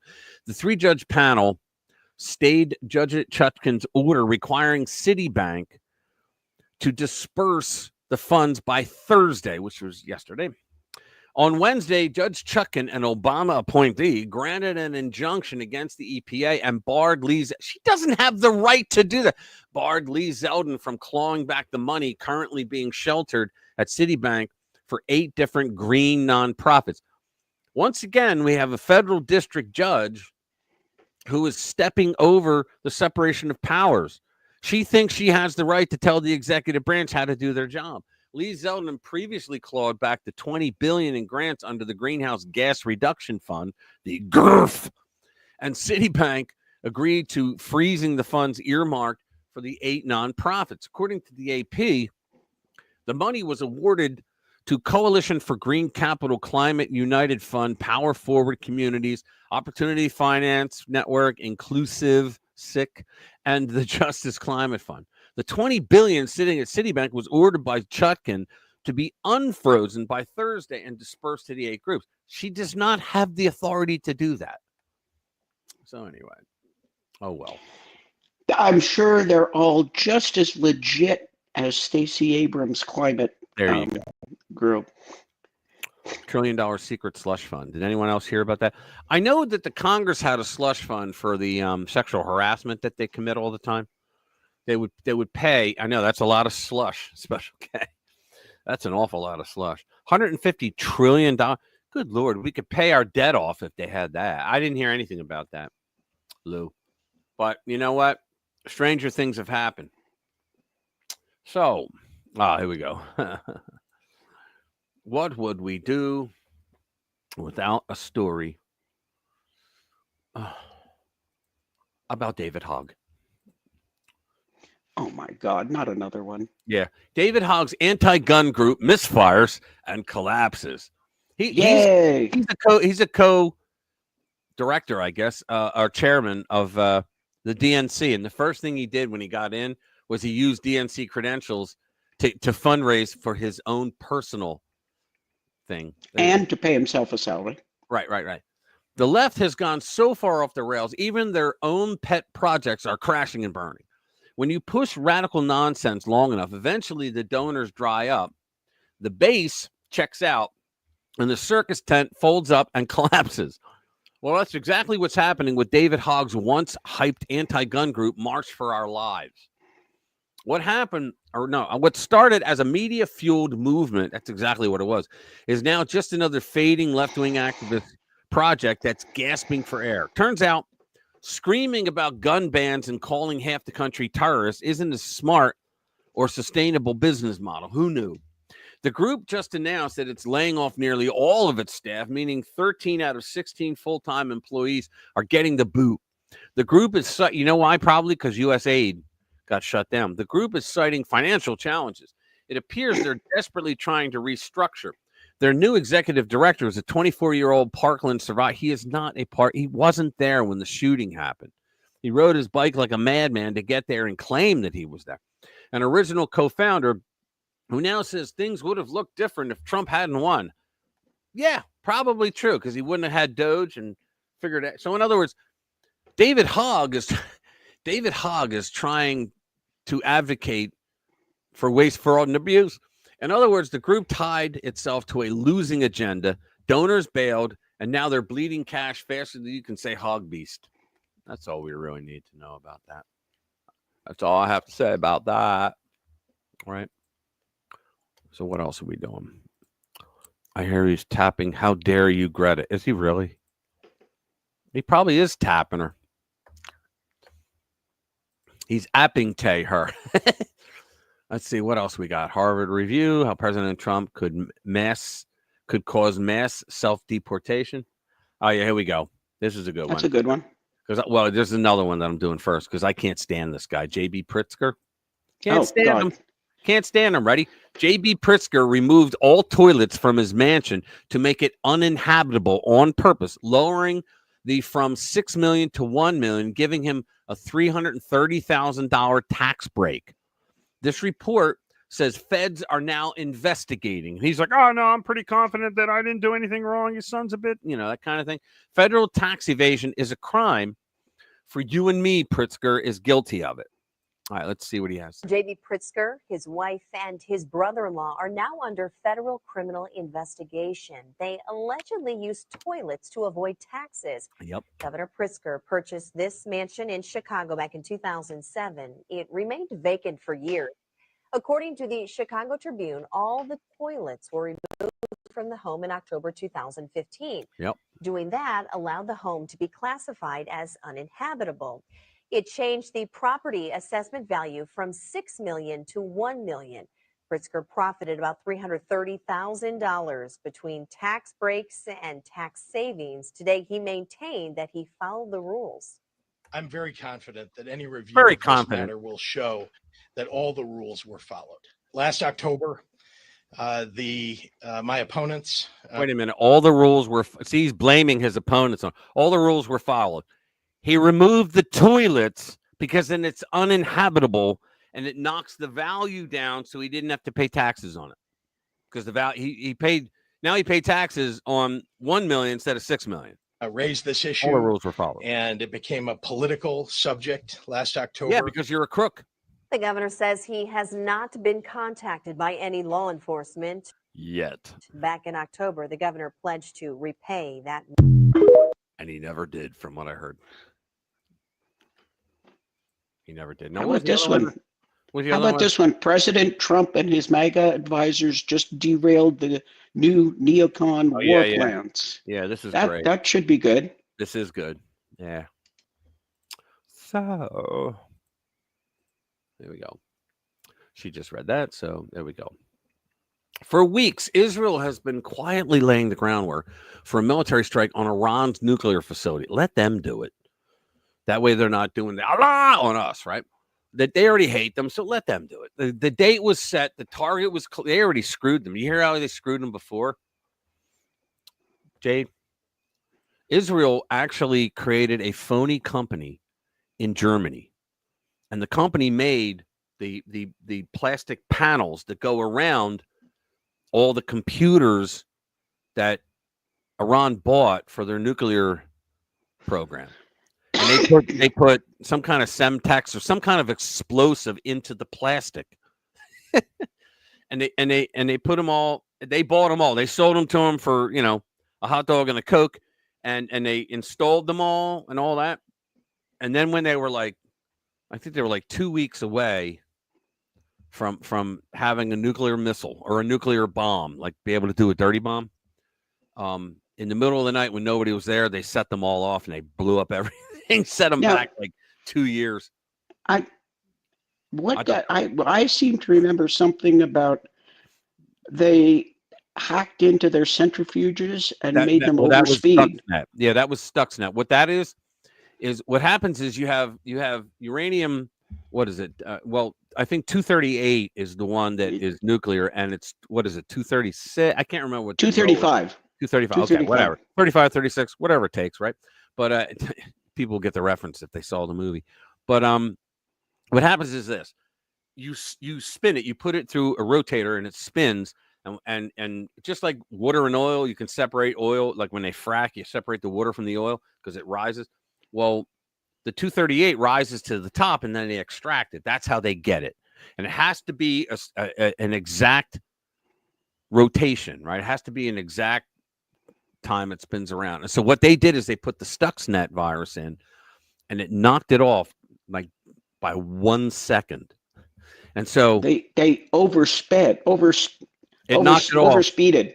Yeah, well, they knocked it off by like 1 second, which is not, which according to like all the software that they had to monitor it was not showing up. That's what they learned, that it wouldn't show up as like an irregularity, right? No alarm went off saying, "Hey, you guys better fix this." And so they weren't getting 238, and they thought they were all along. They just didn't test it. Do it. It needs to be done. Death to America, you know. And they found out that they had produced for like a month crap, and everybody suspected it was the Israelis, right? Until that complete buffoon jackass Democratic Party prank known as President Barack Obama bragged about it one time. He actually bragged on the campaign trail about, how well we worked with the Israelis and we had the Stuxnet. And I'm like sitting there going, oh, my God, he actually just told the world you're involved. You jerk off, you, because he's a moron. The date was set. The target was clear. All they needed was a green light from Washington. But President Trump and many of his key advisors were not quite ready to sign off on something so rash that could trigger World War III. According to the New York Times, the rag of record, it was Trump who personally shot down the idea of joining Israel in a joint strike on Iran. I wouldn't either. And that to say, Trump keeps saying, and I think he's sincere, he keeps saying, I want Iran to do well. And you know why? Because the Iranian people actually support him. Like the young people, they don't like their government at all. But the last time they rallied on that, Barack Obama just had to say, "We're with you. Don't worry, we're with you. We are." That's all he had to do. And it would have helped. Because then the rest of the world would be like, well, look, if the American president was with you, I guess we're with you too, right? And then it would have turned into, what do they call them? Not tariffs, the sanctions and stuff like that against them, right? But he said nothing, right? So Trump understands that their government sucks, but the people there are not bad.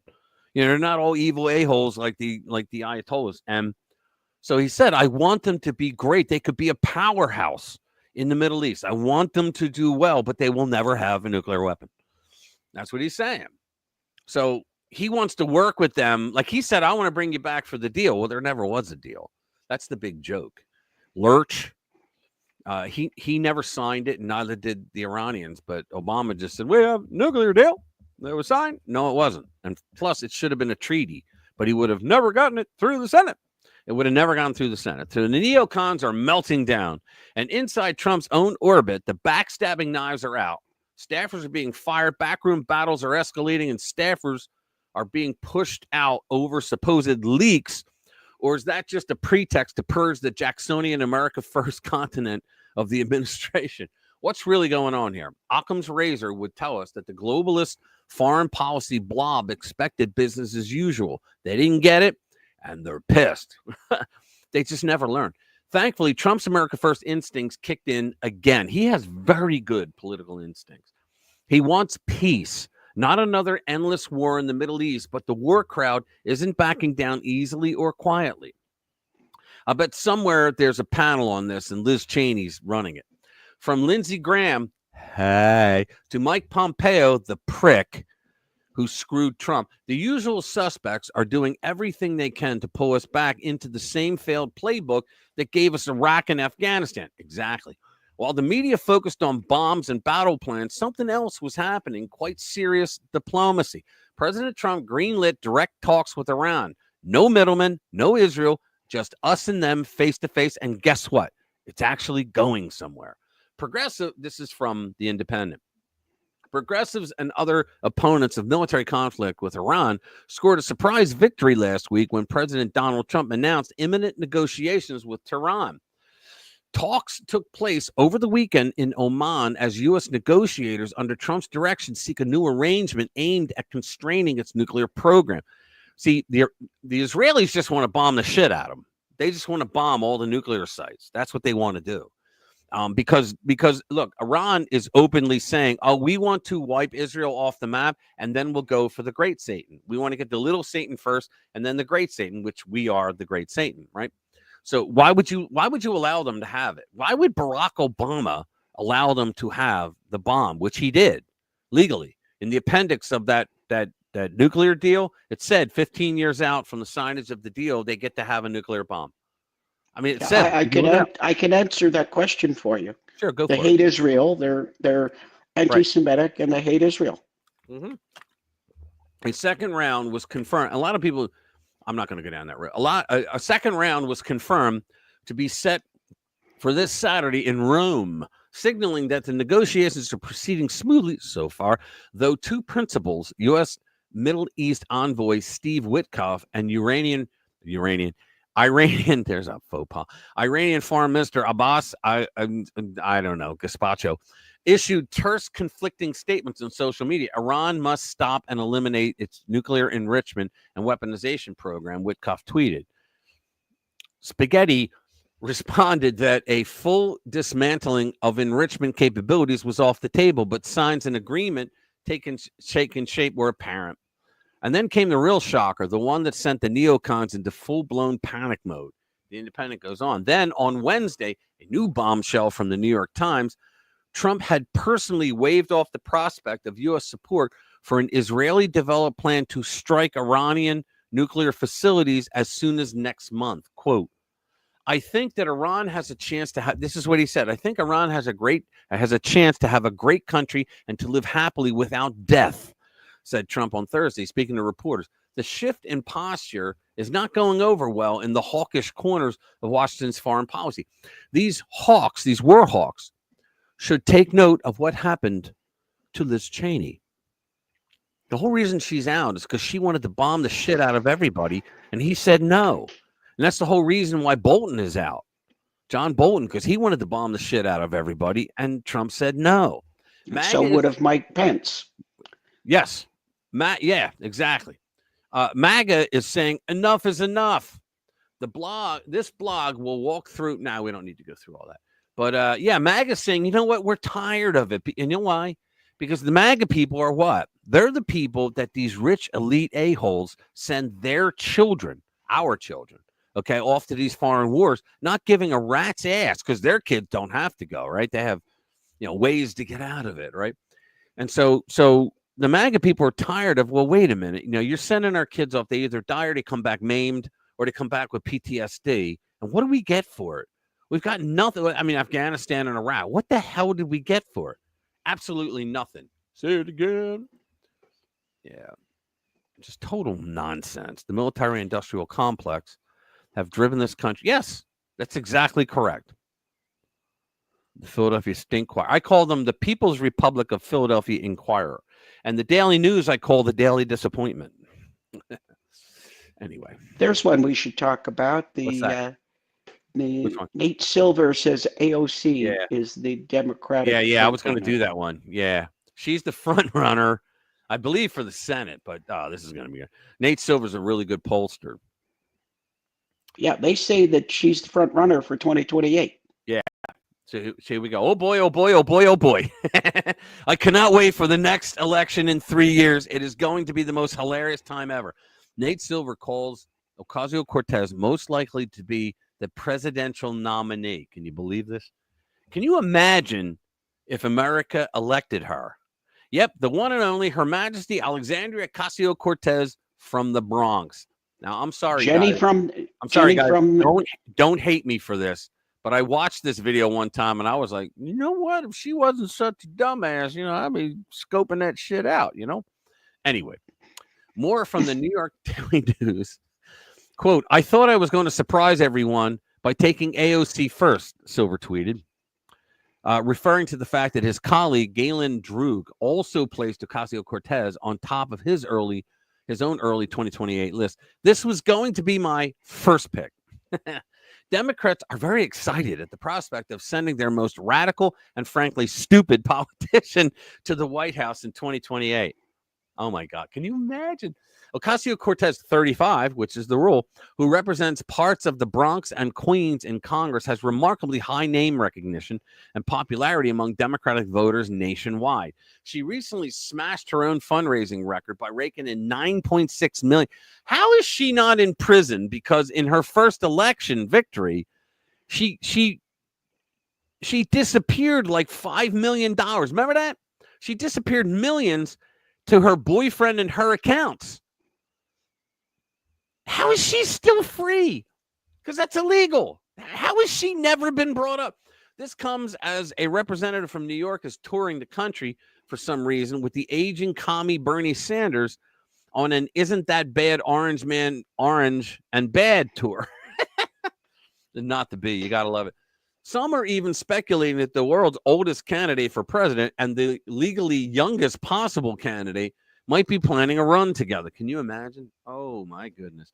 Former vice president. What I want to see, I want to see AOC and Jasmine Crockett kick it. Oh, that would be awesome, wouldn't it? Let's get that. I would donate to the primary. There you go. It's true. Mayor Pete is even growing out a beard to test the polling stats. Look at this. Here we go. Oh, my God. Here we go. You got to see this. Oh, my God. I know. He's my God, too, but yeah. Oh, shit.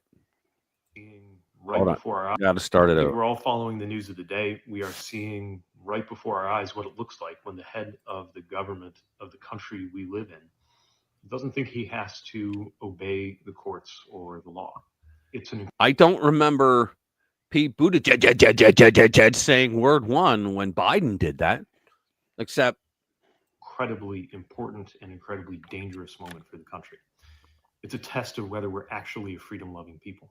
This is the a-hole that was the catalyst for getting Biden the nomination. Because you remember, he said, I just stepped down and I'm going to support the only man who can beat Trump, Joe Biden, and I think you should all do so as well. And that's when the word went out. We got to have Biden because he's got warm diarrhea brain and we're going to control him. This is the guy that did that. And I think it leaves a lot of Americans feeling powerless. I wouldn't be here if I didn't believe that there are a lot of things we can do. Some of them seem old-fashioned, getting in touch with your member of Congress or joining a demonstration in the streets. Those are important.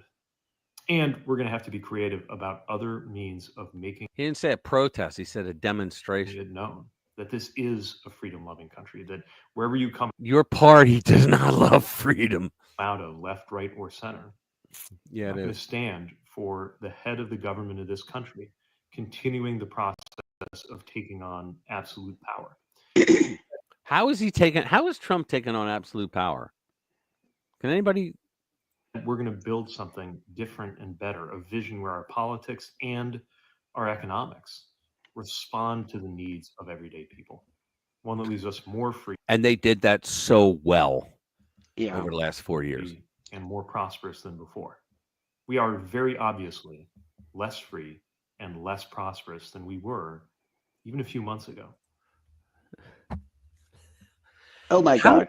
He's got a straight face. Guys, honest to God, even our friends from overseas, okay, Australia and the UK and Bass, even that the 4 years that this idiot was working for the other idiot was the worst time in modern American history. So in order for him to keep a straight face like that, he has to be a sociopath. Has to be. This doesn't have to be a one-way trip. think we're all. I mean, honest to goodness. I mean, help me out here, Jade. I don't have words. Well, the only thing I keep thinking is he's really trying to fill the alpha male spot growing in the hair. He's trying to take over the spot from Tim Walz of the strong, assertive male. Yeah, I know. The guy that put tampons in the boys' bathrooms in schools. Oh. You know, and it's just oh my goodness, it's unbelievable. I know. Supreme Court. AOC and Jasmine Crockett. That's what I want to see. Oh, hold on. Let me do one before that, because this one, I was shocked when I saw this. Hang on. Let me pull it up. No, I was just saying that's what I want to see. The ticket. Oh! I thought we had a story. I can't remember. No, AOC and Jasmine Crockett. Check this out. Supreme Court Justice Elena Kagan denies emergency appeal to halt deportation of Mexican migrants. I cannot believe that she ruled this way. This is really something. Elena Kagan. Okay. Do you know why Elena Kagan was chosen by Obama to become a Supreme Court justice? Do you know why? There's a definite reason why. It was all politics. She was never a judge. You don't have to be a judge, but she was never a judge. They usually pick a judge to do that. Here's why. What was her job before she was a Supreme Court justice? You remember? I don't know. She was the Solicitor General of the United States. In other words, she was the lawyer for the federal government. That's what she was, okay? The head lawyer, okay? So what she did as the head lawyer was she wrote the arguments, like she created a case in favor of Obamacare in case it was ever taken to court. Okay, to defend Obamacare being constitutional, because they were terrified. It was totally unconstitutional. But again, Roberts, they must have had a picture of him with a donkey or something that they were going to, like spread all over the place. But tempt fate, and that will happen. Ha! That's Simon. But anyway, so Obama said to her, I will put you on the court if you fight vigorously to support it. Now, technically, when Obamacare came up, since her job, the Solicitor General, and she wrote the defense of Obamacare, she should have recused herself. That's just given. She didn't. She voted in favor of Obama, of the ACA. Okay, so that right there should tell you something. So this is why I'm saying, wow, because she's totally even a libnut like Elena Kagan. Yeah. So liberal Supreme Court Justice Elena Kagan on Wednesday denied an emergency appeal to stop the deportations of 4 Mexican migrants who claimed they would be targeted by cartels if they return. Now think about that.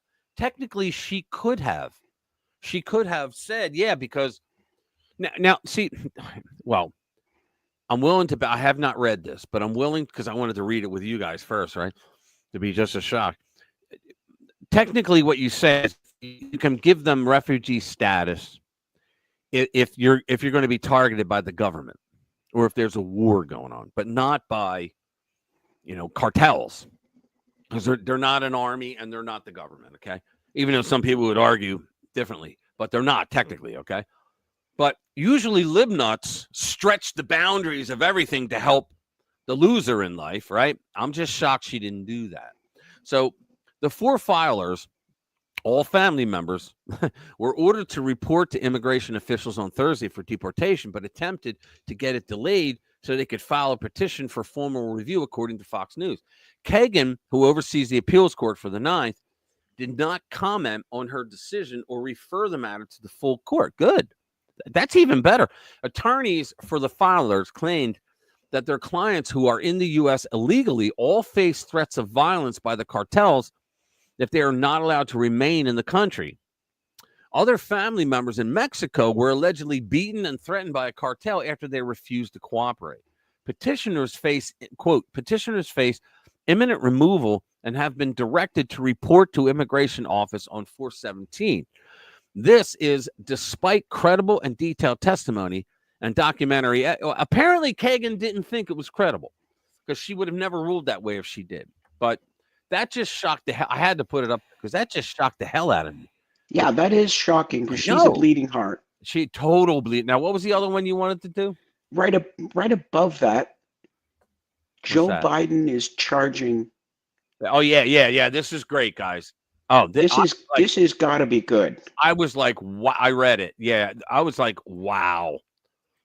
Yeah, this is really, okay. I put it this way: presidents always go out after they're done president, and they give speeches because people want to hear what they have to say because, they were president. Especially when the next president comes in is not of his party because they want him to trash and all. But here's what Biden has to deal with. Joe Biden is trying to charge $300,000 to give speeches, but no one is buying. Imagine that. No one wants to hear warm diarrhea brain Joe. So here we go. Joe Biden is obviously trying to take a page out of Bill and Hillary Clinton's playbook by charging massive fees to give speeches, but no one is buying what he is selling. His disastrous performance at Harvard this week may have been an attempt to kick off his latest venture, but it clearly isn't working. Apparently, there isn't much of a market for angry, yelling, incoherent, babbling speeches from former presidents who have difficulty forming sentences. From the New York Post, Joe Biden having trouble booking gigs with $300,000 per speech asking price. It's not just Biden family artwork that's struggling to sell these days. That was another scam. Hunter Biden starts doing paint by numbers, and he sells them for $500,000. Yeah, that was money laundering. They were buying his shitty artwork for money laundering. Former President Joe Biden's attempt to bill $300,000 per speaking appearance is finding new takers. The Post learned, as some of his own former aides say, it's time for the 82-year-old to leave the spotlight for good after reminiscing about colored kids Tuesday in his first public address since leaving office. Can you imagine if a Republican said that? Imagine the fake outrage that would hit. A source familiar with Biden's faltering speaking career said that and it just started, the 46 president's standard pitch is $300,000, 25% below Barack Obama's $400,000 asking price upon leaving office in 2017. It's unclear how negotiable Biden's rate is. If travel is required, a private jet and expenses for 5 staffers also is expected for Biden, who has been repped since early February by the Creative Artists Agency. CIA is having trouble booking gigs, which isn't surprising. Holy mackerel. Look at this. Yeah, read the clip there, right there. Yeah. No one wants to say it, but the reason he isn't getting the usual grift from the donk machine is because they don't want their faces rubbed in their shameless cover-up of his infirmity. Exactly. They all say, Joe Biden is 2.0. He's the sharpest we've ever seen. I mean, holy cow. They all lied to us, right? We knew they were lying, though. Look at this. 98 cents. Hillary Rodham, he considered writing a book. Has he considered? Oh, that's funny. Joe Biden having trouble booking gigs with $300,000 per speaking. Yeah, that's great. I am shocked that Joe Biden's influence peddling business is struggling now, that he no longer has any influence to actually peddle. That's exactly right. Think about that, guys. How else is old Joe going to keep the Biden family grift going if he can't charge outrageous speaking fees? Oh, man. Think about that. It's a crime family. It's a crime family. Yeah, it just goes to prove that the only reason, because they still haven't said like what people got for the money, because they can't say it. They can't say it, right? It's just unreal. I think it's time to wrap it up, Rich. You think? I think it's time to wrap it up. What time is it? Oh, it's almost 9 o'clock. We can do one more. It's not yet 9. Will Patel and Bonji. Oh, yeah, here we go. That's a good one. Yeah, it is. I want to do this one. Hang on. We'll do this one and then we'll call it. All right. So we got, will Patel and Bongino investigate this massive FBI scandal that nobody's talking about? Okay, that's a good picture. All right. Charles McGonigal may be the most corrupt FBI official in modern history, and yet somehow his name has barely made a blip on the radar. This wasn't some mid-level pencil pusher. McGonigal was one of the top counterintelligence agents at the FBI's New York field office. He was directly involved in the Bureau's most sensitive operations, including the infamous Crossfire Hurricane probe into phony Trump-Russia collusion. And after that whole fraudulent mess, it turns out that he was secretly taking money from a Kremlin-linked oligarch and helping shake down Albanian oligarchs on the side. You can't make this up, right? Now, here we are with Kash Patel and Dan Bongino stepping into FBI leadership roles under Trump 2.0, which is great. But somehow, Charles McGonigal's name is still off the radar, and that needs to change. I love that Revolver is doing this, because if we're going to clean house, we need to clean all of it. This isn't some minor HR issue being swept under the rug. This is the rot at the heart of the deep state, buried deep inside the FBI. Think of the millions of dollars this a-hole alone cost the American taxpayer. The Washington Examiner lays out how deep this corruption goes and just how quiet the system has been about it. McGonigal, a high flyer in the Bureau, fell into disgrace and worse after his 2018 retirement from the FBI, when it was revealed that while serving as the powerful head of counterintelligence at the New York field office, he got into bed with top Kremlin. Okay. McGonigal wasn't just dirty. He was embedded deep inside the FBI during one of the most politically sensitive times in recent history. The piece goes on. In late 2016, his counter spy office in New York participated in the FBI's investigation of Trump's alleged ties to the Kremlin, the notorious Operation Crossfire Hurricane. Yet a couple of years later, McGonigal was on the payroll of Deripaska. Oh, wow. And you know what? Deripaska, I believe he went through a trial in New York and they let him go because they were New Yorkers and it was about Trump. Oleg Deripaska, a leading Kremlin oligarch who featured prominently in that investigation. But it wasn't just Russia. McGonigal had ties to a socialist prime minister, dirty intelligence operatives, and possibly millions in kickbacks. The Washington Examiner piece continues. In 2023, he was sentenced to 40 years in prison for illegally working for Deripaska. Wow. In early 2024, McGonigal received an additional 28-month sentence for concealing his $225,000 payment by Albanian intelligence. The Justice Department showed no interest in wider implications of the case because it was not our Justice Department. It was the Libnuts just back then. Dan Bongino actually discussed it. He did the case on his podcast, and I think it's in his book, one of his books. Back in early 2023, he even touched on the Albanian angle. But curiously, that episode has now vanished from his archive. The Washington Examiner piece wraps it up. We know that he was probably ordered to do it, or who was it? Clearwater? I think it was Clearwater. We know that the deputy director is aware of McGonigal and his misdeeds. In early 2023, Bongino discussed the case, including its messy Albanian dimension, on his popular podcast. Oddly, however, the episode has since disappeared. That's not a good sign. That's right. Where is that podcast? I'll bet he brings it back. Where is that podcast? Inquiring minds want to know and want to listen to it again. The bottom line is this. If Patel and Bongino are serious about cleaning house, they can't just ignore this.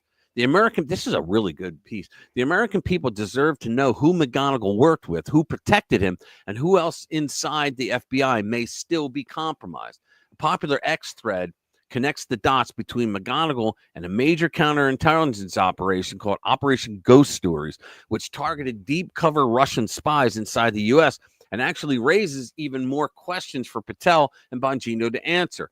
Why was Operation Ghost Stories shut down so suddenly, and were the Russians being protected? They're not talking about under Trump.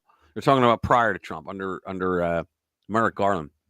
Was McGonigal one of the agents involved, and did his presence compromise the entire op? The FBI ran an aggressive, brilliant Operation Ghost Stories. It was suddenly shut down in June. Oh, it was 2010. It was under Obama. 2010, the day Bill Clinton gave his $500,000 speech to a Kremlin-connected bank. Yes, that was all about. It was about the Uranium One. I won't go into the whole thing because I've talked about it several times here, but Bill Clinton asked his wife's State Department, can I go over and talk to the Russian bankers, right, to talk them into donating money to talk them into donating money to the Clinton Foundation, so that, you know, he wanted to do that so that they would get Hillary to vote for the uranium one, and she would talk all the other members of which was every member of the CFIUS board was the what was it? CFIUS, CFIUS, the Committee for Foreign Investment in the United States, that Obama created, but it was all money laundering thing. So Hillary was going to get all the members, 9 members. They were all cabinet members of the Obama administration. And Timothy, I don't pay my taxes, Geithner, the head of the Fed, he was the chairman of it, actually, and he got the hell out because he said, I don't want any part. He was the only one that said, I don't want any part of this. But anyway, so what happened was Hillary's State Department said, no, we're not going to let you go over there and talk to these business. So Bill Clinton, being Bill Clinton, said, well, fuck you. I'm going to go over there anyway, and I'm going to talk to someone. So he winds up knocking on Vladimir Putin's door on his vacation dacha, whatever the hell they called him, right? And he had an interpreter, and he said, you know, I'll get you. You'll be able to buy uranium on corner of the market on uranium in North America, but you got to pay the piper $145 million donation. And then he said, well, how am I going to explain why I'm over here? Because they told me I can't come. And he said, give a speech. So he got a $500,000, which was double the amount he normally got for speeches. He got $250 usually. And so he gives a speech to a bunch of Russians sitting in a little audience. They had no idea what the hell he was saying, and he didn't care. He could have sang Mary Had a Little Lamb, and they would have had no idea what he was saying. It was all a scam. So the FBI also approved a hasty, almost panicked removal of those 10 Russian spies from the U.S., yes, and returned them to Putin without trying to turn any of them or get a better deal. Why? The later collusion narrative as a deflection point or projection makes sense. Yeah, that was Barack Obama. See, the whole thing they blamed. Think about this, guys. The whole Russian collusion thing. They say that it was Trump's fault, that Trump allowed Russia to do certain things. And I'm sitting there going, wait a minute. Donald Trump had zero power. He was a candidate. They never once said this. Why didn't they say, well, how could this happen under Barack Obama? Wasn't he supposed to be, you know, he shits rainbows and ice cream. Isn't he supposed to be like the smartest president we've ever had? Like, this all happened under his watch. Why is he not in trouble? They always blame Trump. How? You know, I mean, Trump, and then in the end, Trump was the victim. But we all know how it goes. I don't know. That would be cool if Patel and Bongino. I wonder to. Yeah. Yeah, I wonder too. He never inhaled, you know that. Yeah, I know. I didn't inhale, and I'd be like, I would want a president who actually knew what to do with the weed. Yeah. Now you're supposed to inhale, right? Yeah, I don't know if I ever told you. I've never been a smoker, of course. Right. And I would say, like, I didn't try the weed. I kind of tried to try it. Yeah, a couple of times, but I couldn't do it. So unlike Bill Clinton, I actually didn't inhale. I couldn't get it in. Okay. I tried it 3 times in my life, just different times of my life, to see if I liked it, and I never did. Thank God, because I don't have an care. addictive personality to things, and I don't want to go down that road. If what would happen if I liked it? I don't even like alcohol that much. I mean, I like the taste of it. I'll have one, but I don't like how it makes me feel. Oh, there were many mornings I wish I could make that same claim, but I used to only drink on days ending in Y. Yeah, there for you real. go. Yeah, for real. So I didn't drink any more. I didn't drink any less. You know, but I don't drink anymore. Yeah, I don't drink any less either. Yeah, right? yeah. Well, I literally don't drink anymore.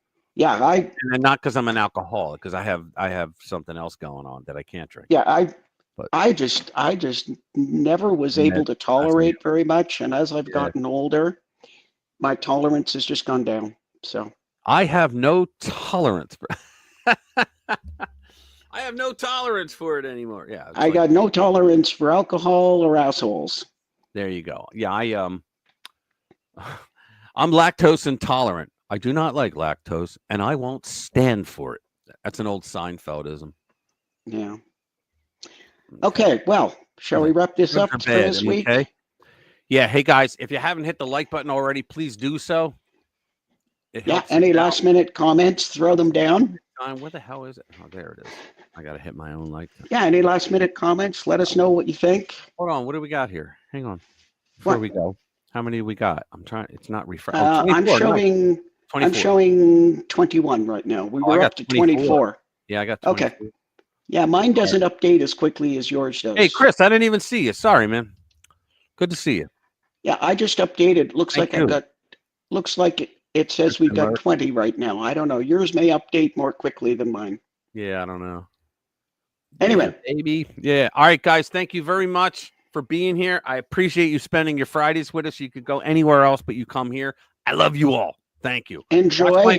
Watch my video that comes out tomorrow. I usually don't put one out on a Saturday, but I screwed up today. I didn't put it out because I was like, oh shit, I have a video I didn't put out. But I'll put it out tomorrow, probably around 11 in the morning. But you're all great, crazy as penguins, but you're all great.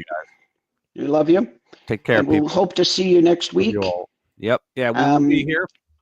Tell a friend. Tell a friend. Please, guys, please get them to come in. Yeah, you got to bring. Yeah, that's your task for next week. Bring at least your assignment. Yeah, please. Bring at least friends on Facebook. Say, look, we go to this awesome chat. Oh, there's Jimmy. There he is. Jimmy from Philly in the house again. All right. See you, Jimmy. All right, everybody. All right, guys, have a good one. See you next week. Bye.